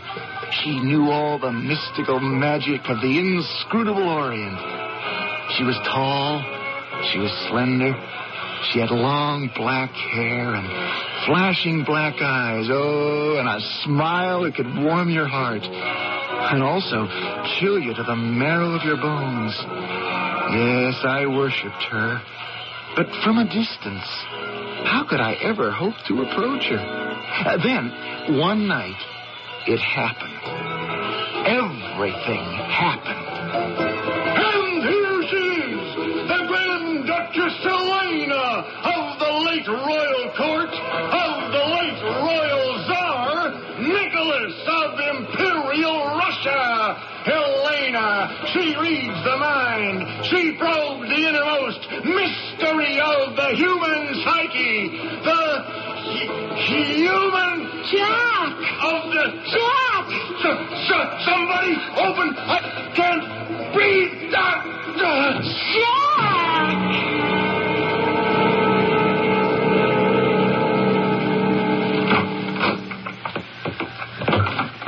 Okay, kid, what are you doing in my trailer? I'm not a kid. I'm 21 years old. That's still a kid. I wanted to tell you how sorry I am about your husband. My husband? Yeah, the fellow who died last night. Oh, he wasn't my husband. Oh. Well, you traveled together, so naturally I just thought... Naturally. I was watching the show when he keeled over. I'm the one who ran and got the doctor. I'm sorry I was too late. It wasn't too late. We all got to go when our time comes, and good old Jack's was due. Overdue, if you ask me. Well, thanks for dropping by.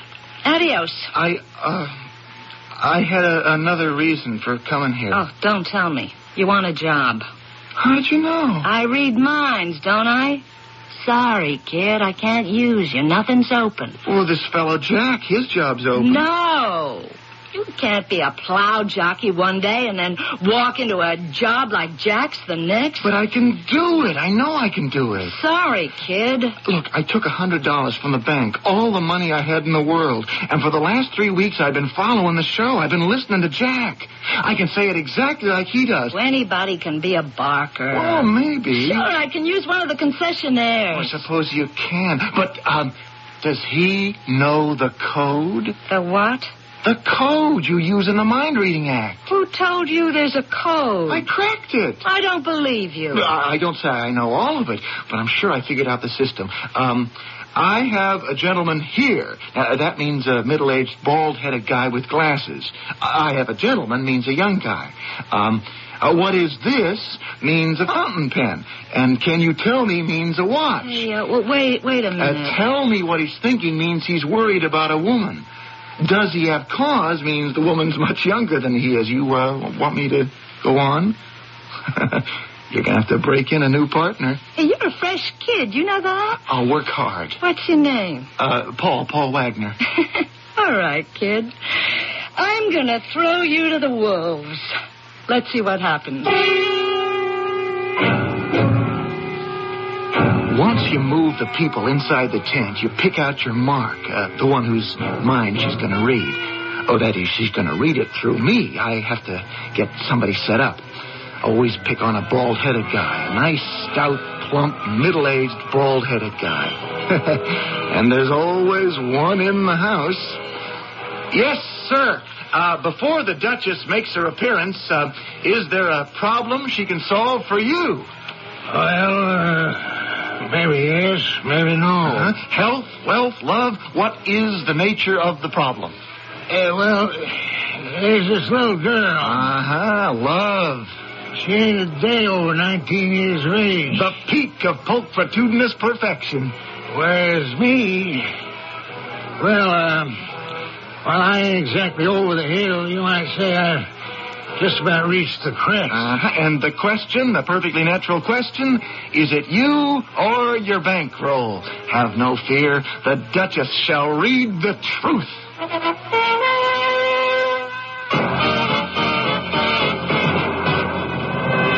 The Grand Duchess Helena, who reads the mind, who probes the innermost secrets of the deepest psyche. Grand Duchess Helena. Speak. I have a gentleman here. Is he bald, of middle age? Does he wear spectacles? See, ladies and gentlemen, the Duchess has been blindfolded to your complete satisfaction. She stands with her back to the audience, and yet she sees all. Nothing is concealed from her. Duchess, tell me, What is he thinking? He is worried, the gentleman, concerned over an affair of the heart. But she is much younger, is not that so? Exactly what he just told me. Is that not correct, sir? He fears she loves his money. Precisely. But, Duchess, is it true? Is she really after his money? Wait, I must feel them further. The vibrations. What do they tell me? What? Yes. Say to the gentleman, he will always have these fears with a young girl.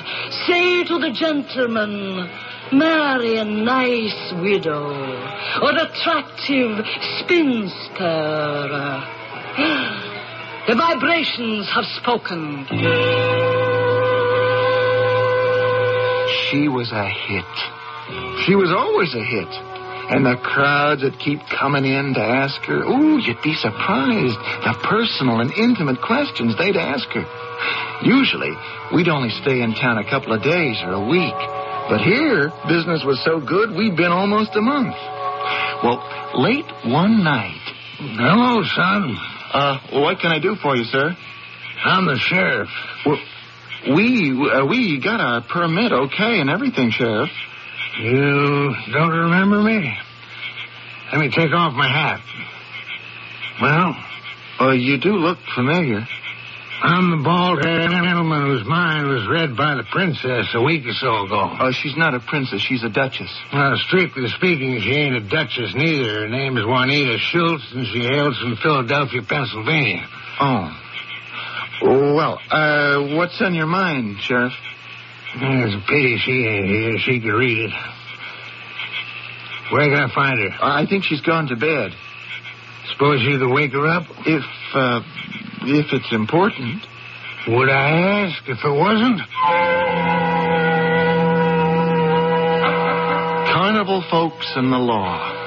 At best, it's always a nervous relationship, if you know what I mean. Anyhow, I told her what was up, and she invited the sheriff inside the trailer. I'll come right to the point, Duchess. I want your help. We've had us a murder. But what would we, the carnival, have to do with the murder? Nothing. Just that I want the Duchess here to help me solve it. The Duchess? I can't solve it myself. But you're the sheriff. All I know how to do is keep the peace. Besides, the folks who may have done it, they're all more or less good friends of mine. And when did the event take place? About a half an hour ago. That's why I'd like you to come up there now whilst the clues are still fresh.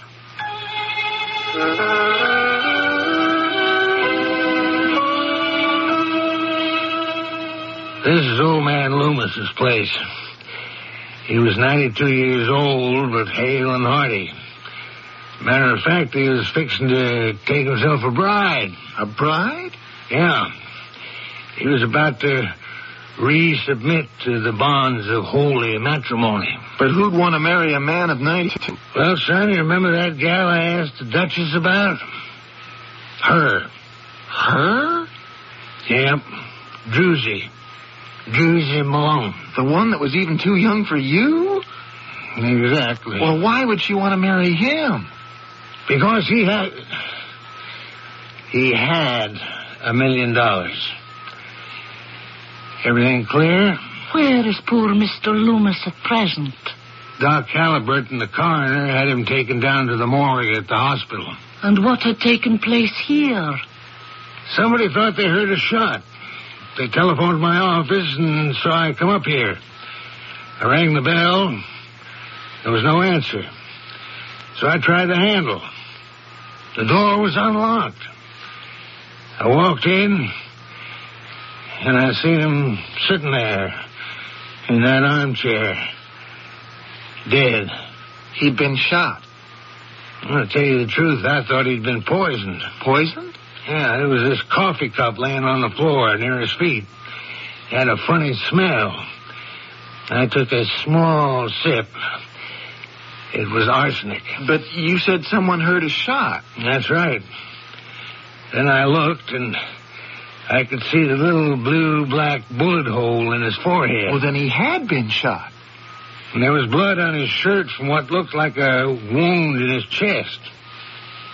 Doc said he'd been stabbed. Well, he'd been poisoned, shot, and stabbed at one and the same time? All three. Yeah. But not necessarily at the same time. Well, which one of them killed him? Well, we don't know. And that's what we want to ask the Duchess. But what can I tell you, my friend? Duchess, we got three suspects. Yes? Fred, Frederica, and Ferdinand Loomis. They're the old man's adopted kids. None of them never got married, you see. They've been waiting to inherit old man Loomis's money. Well, then why should they wish to kill him? The old man was going to marry Druzy, and she'd get all the money. This is the room in which it took place, you say? Yes. Let me close my eyes and see what the room may tell me. What vibrations do I receive? Ah, yes. Certain things are being revealed. The four people who are involved, Miss Druzy Malone, and the two sons and the daughter. Do you know where they are? We're out looking. We'll pick them up sooner or later. And the fifth principal, Mr. Loomis himself. You say he is in the morgue? Yes, ma'am. Shall we visit him? Perhaps he may be able to tell us something. Oh, what can he tell us? The man is dead. That does not matter. It doesn't matter. No, if he has something to say that is important, he will find a way to say it. That's an interesting thought. Does all knowledge and communication pass away with death? Can the departed no longer communicate? Oh, we don't mean through seances or voices from the grave or other assorted hoaxes of that nature. There are statements that the dead can make. If you don't believe it, come back for Act 2 shortly.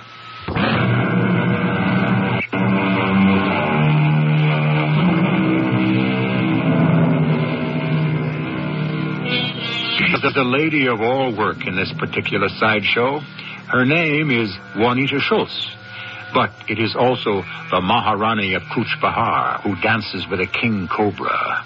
She is also Ishtar, who performs the fertility rites of the ancient Persians. And last but not least, the Grand Duchess Elena, who claims she can probe the psyche and read the mind. She has somehow persuaded the small-town sheriff that she can actually do it. Leave me get somebody to open up the morgue so you can get a look at the old man. Look, Juanita, what are we doing here? Relax, kid. This hayseed sheriff actually thinks you can read minds. Oh, listen to you. 3 months ago, you were just another hayseed yourself. He doesn't know it's all a trick, a code. What he doesn't know won't hurt him. Besides, I think he's kind of cute.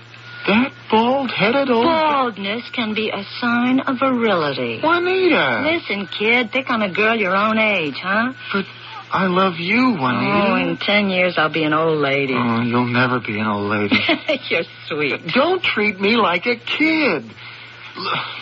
Look, what do you want to get mixed up in this for? Oh, when one of these small-town sheriffs asks you for a favor, you have to say yes. But suppose you can't solve the murder for him. Look, he's got 3 suspects. Anyone will do. Oh, here he comes now. I have to get back into character. All right, let's go, Duchess, if you're ready. Lead the way. I follow.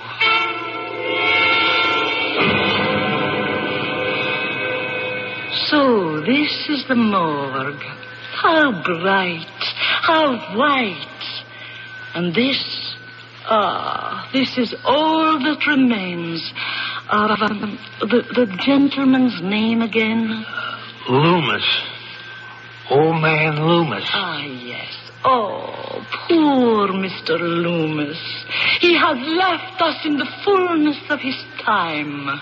Duchess, you said he might be able to tell us something. Yes, I said that. Well, is he telling us anything? Oh, look at him. He scarcely appears dead. He sleeps. Such a peaceful, happy smile on his face. It tells us much. It does? What? Have you found out anything? Oh, yes. Well, can you tell me what? When I am at liberty to make the revelation. Well, when will that be? It is out of our hands, Sheriff. I must speak to the others.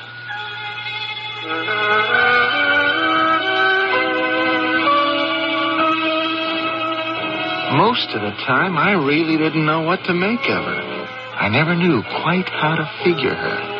Oh, sure she was Juanita Schultz from Philadelphia, PA. But she was also Ishtar, and the Maharini, and the Grand Duchess Elena. And maybe, just maybe, there was such a thing as magic. I got them all lined up for you to see, Duchess. Yes. I beg your pardon, Duchess? Oh, it is nothing. This is the first time I have seen you in the daytime, Sheriff. Oh, yes. What is it? Oh, remarkable. You look so much like him. Him? Grand Duke Boris. The Grand Duke Boris? Yes, a cousin of the Tsar. He was my betrothed. And the two of you, it is one face. Both of you bold. Well, with whom shall we speak? I'll call in the oldest brother, Frederick.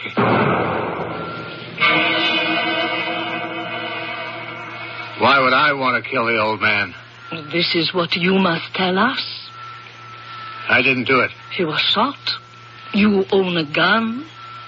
Yes, I own a gun. I am told by the doctor that this was the gun that fired the bullet. But that didn't mean I fired the bullet. Well, it was your gun. Everybody knew I had it. Everybody knew where I kept it in the house. Anybody could have taken it and fired it. You claim to be innocent. Yes, ma'am. How old are you? 48.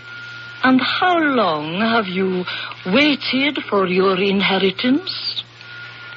What does that have to do with it? Year after year, you wait patiently for the old man to die. But it seems that with each passing year, he grows stronger. He does not lose his faculties. He is still vigorous. And now he decides to take a wife. That isn't true. It is not true that he has decided to take a wife? That I was going to do something, that I did something about it. Very well. You have been extremely helpful. We shall talk again.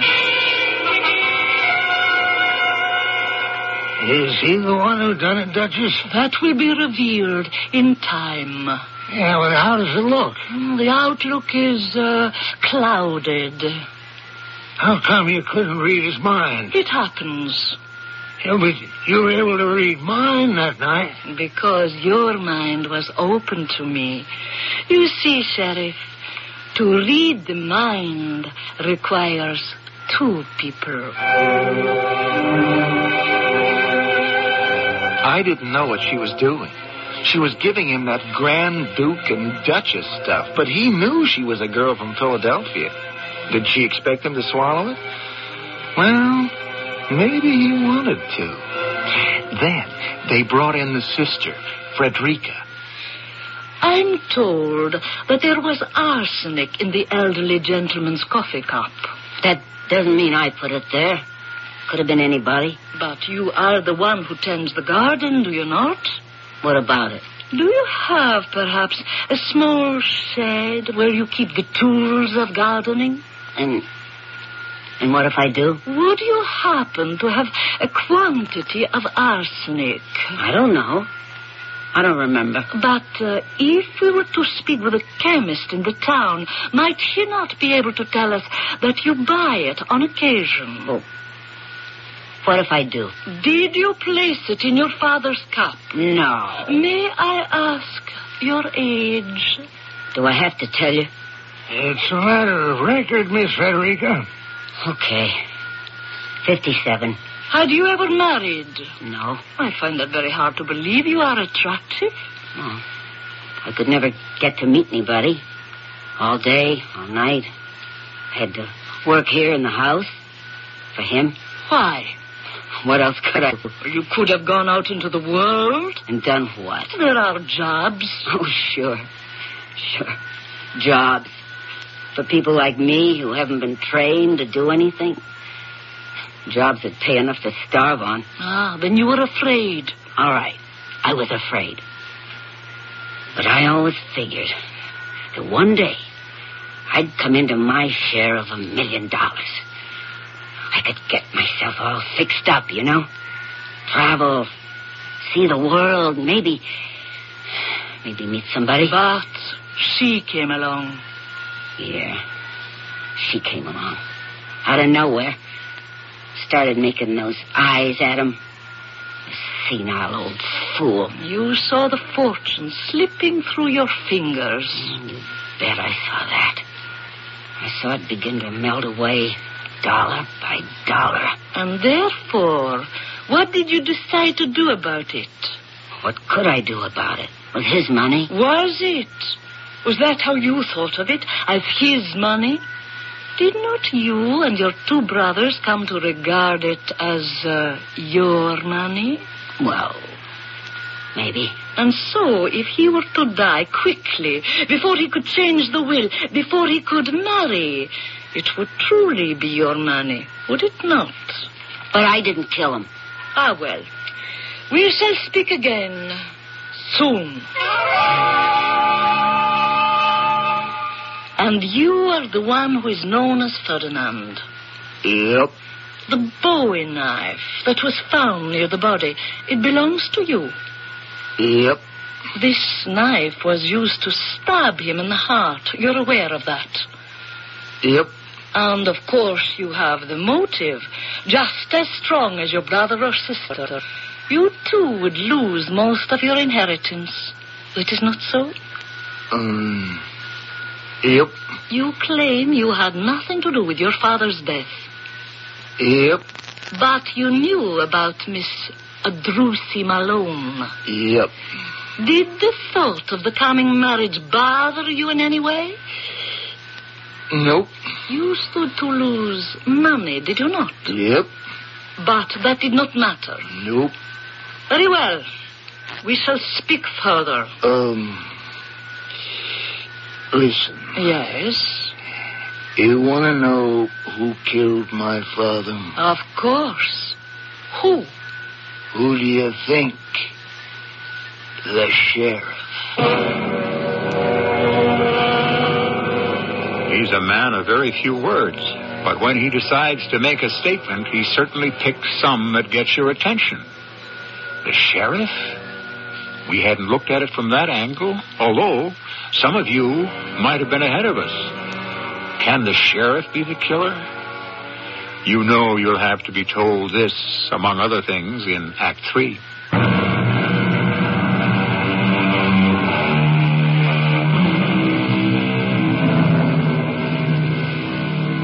You know how it is with some murder mysteries. You reach a point where you start to suspect everybody. That's one way to come up with the right answer. But this technique also has its drawbacks. Where everyone is potentially guilty, it stands to reason that everyone can also be potentially innocent. We must separate the goats from the sheep shortly. The sheriff? Yep. And why do you say the sheriff? Why not? His gal Druzy left him. I believe that is not quite the fact. It was the other way. Nope. She had a chance to score with Pop. That was a better deal. She took it. You are saying the sheriff killed Mr. Loomis because of Miss Druzy Malone? Even a fortune teller like you could see it. He was nuts about her. The sheriff was jealous. That's all there was to it. The sheriff? Yes, ma'am. You don't know how gone he was on that sweet little gal. Well, this is a most serious accusation. Oh, sure. You see, I was downtown with Papa this day, and we run into him and Druzy.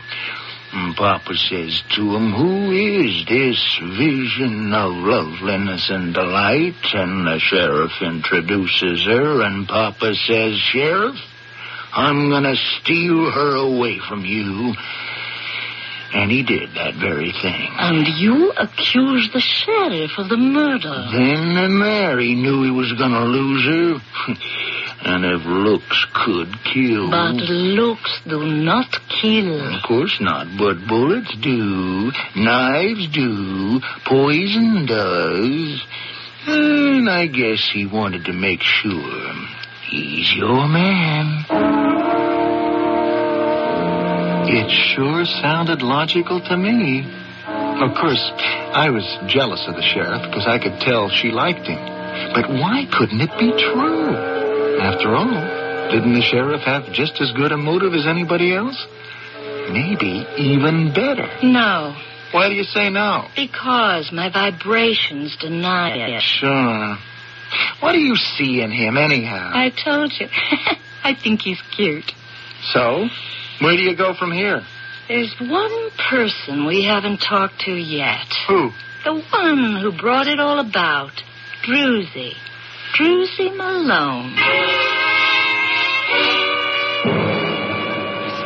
Yes, ma'am. That's my name. Druzy. And what can you tell us? Oh, ain't it all just awful? Yes. Oh, to think that pure-hearted soul is now gone from us. Yes, but he has gone to his reward.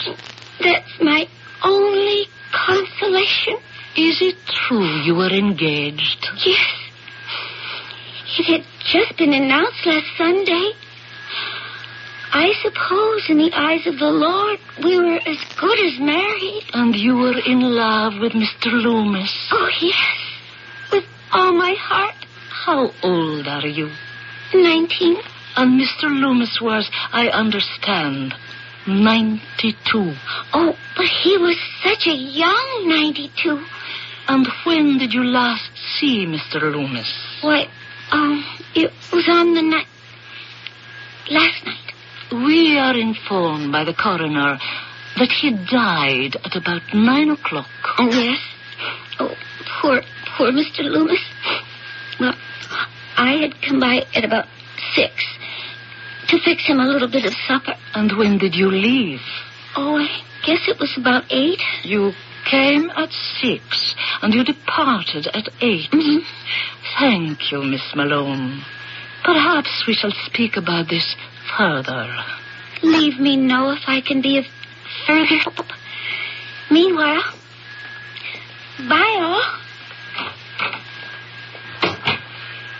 Now, Paul, there's a girl you might want to consider. Now, wait a minute. Oh, she's very pretty. I don't care. Ah, she's really the one you should be after. Maybe if you weren't so stuck on that sheriff, you'd realize he's the one you should be after for the killing. The sheriff? Why not?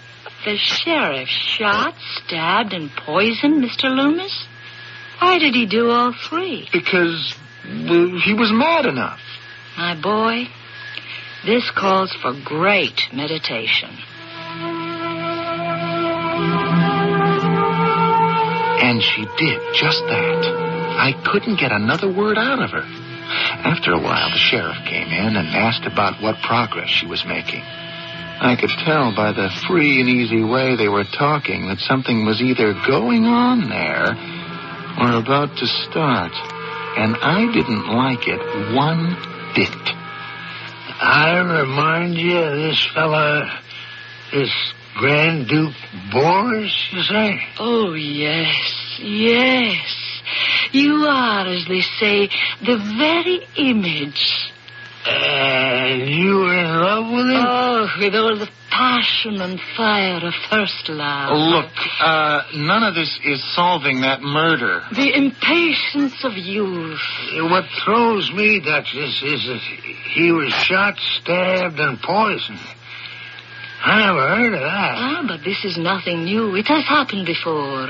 It has? And not only was the poor fellow shot and stabbed and poisoned, he was also drowned. No. Oh, yes. Where? In St. Petersburg. Florida? Russia. Oh. To whom? Why, to Rasputin, of course. Rasputin? Oh, yes. You see, he had cast a spell upon the Tsarina. Ah, poor Alexandra. Well, what happened? It was during the war, you know, and they thought he was a German spy, and so several noblemen of the court invited him to a party. They poisoned the cakes, they poisoned the wine. And that didn't kill him? Oh, no. They also had to shoot him and stab him. And that didn't kill him? Oh, no, he ran out of the house. After all that? Oh, yes, to the river, the Neva River that flows through St. Petersburg, and he fell through the ice, and he drowned. So, you see. Yeah. Rasputin, huh? Mm-hmm. Well, what does this have to do with old man Loomis now? The answer is coming to me, slowly, in its own time. You must permit me to meditate.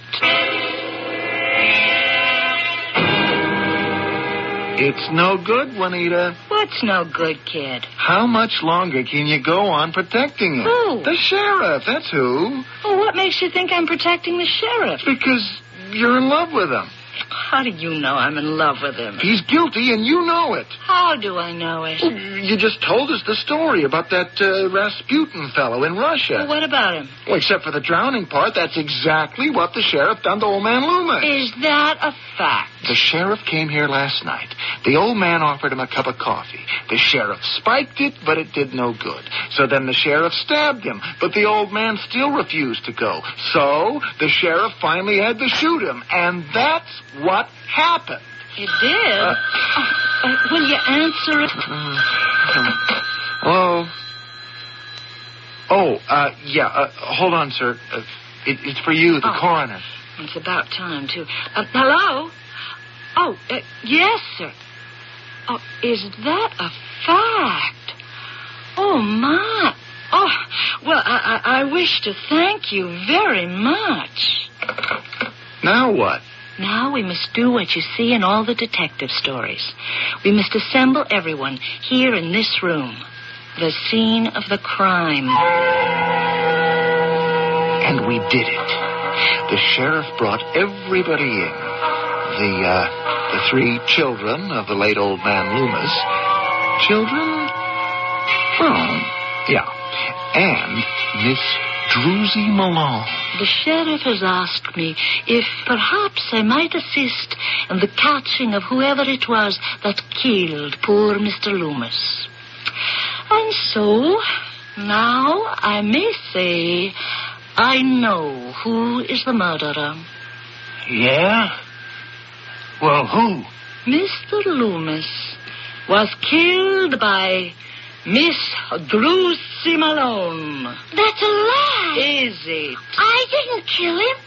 He was shot. I didn't shoot him. No, that is true. He was stabbed. I didn't stab him. Of course not. He was poisoned, and I didn't do that either. No one says you did. Then how can you say I killed him? He did not die of the bullet, the knife, or the poison. He didn't? No, Sheriff. None of these. Then what did he die of? Sheriff, do you not remember I said let us go to the morgue? Perhaps Mr. Loomis himself could tell us. But Mr. Loomis was dead. He couldn't tell us anything. Oh, but he told us everything. Remember the look on his face, how contented. Do you remember the smile that was still on his lips? What about him? He was at blissful peace with the world. A man who dies a violent death does not die with a smile on his lips, does he? Well, a man who is shot dies with a look of shock and surprise. A man who is stabbed has a look of agony. A man who is poisoned has a face that is twisted with pain. But you remember the look of Mr. Loomis. It was positively angelic. Well, what does that mean? What does it mean?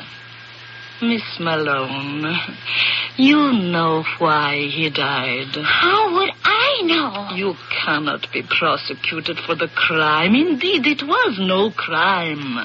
She committed murder, and it's not a crime. Since when is making love an act of murder? Miss Malone, it's what happened, isn't it? All I did was just kiss him. Of course. And I suppose it was just too much for him. He just keeled over and dropped dead. What a way to die. Then you knew where Fred kept his gun, so you got it and shot him. And you knew where Ferdinand's knife was, and you stabbed him. And some poison from Frederica's gardening shed, and you lined the coffee cup with it. But why, Druzy? Why did you do all that? She wanted the police to suspect all three of them. Because if they could be convicted of a murder, they couldn't inherit the estate. Druzy, you weren't married to him yet. How could you inherit? She thought that as long as they were engaged, she would have a claim. But, Druzy, that ain't true. I know that now, Elwood. I know now I was a fool to leave you for him. Won't you take me back, Elwood? You're the one I really love. Well, Druzy, I'll tell you how it is. I seen old man Loomis laying there in the morgue with that smile on his face. And I realize now that there, but for the grace, it could have been me. No, thank you, Druzy. You need a young fella like this one over here. No, I was too broken-hearted to console myself with Druzy. Juanita gave me the carnival because she wanted to settle down with Elwood. And so I traveled all over the country trying to forget her. But I couldn't. And one day, I found myself in town again. And I just had to see her.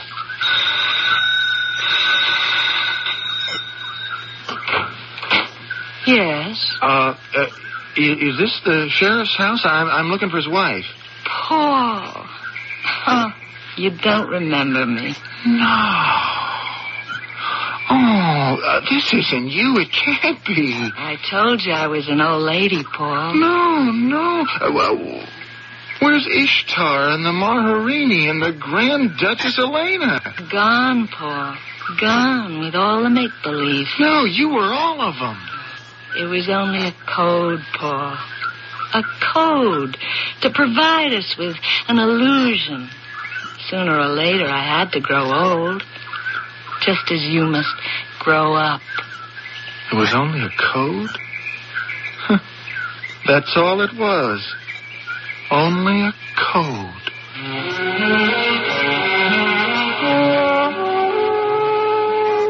And he walked away from there. I don't know where he went, but he walked away from the carnival, too. I suppose he walked into the grown-up world of reality. I hope he didn't discover that it could be a carnival, too. I shall return shortly. Jack and Joe went up there to fetch a pail of water. Jack fell down and broke his gun, and Joe came tumbling after. Childhood accidents are a normal part of growing up. and some of them just can't be prevented. But too many children undergo other types of suffering, and it can be prevented. It's called child abuse. Child abuse is physical, emotional, or sexual abuse of children, and it's also neglect. Every year, millions of helpless children endure child abuse in one form or another. Approximately 5,000 children a year die from it, and it's no accident. This is Roy Rogers. And Dale Evans. Reminding you that child abuse can be prevented. Write Prevent Child Abuse, Box 2866, Chicago, Illinois, 60690. That's Prevent Child Abuse, Box 2866, Chicago. Remember, abused children are helpless unless you help. A public service message of this station, the Advertising Council, and the National Committee for Prevention of Child Abuse. WWJ Detroit.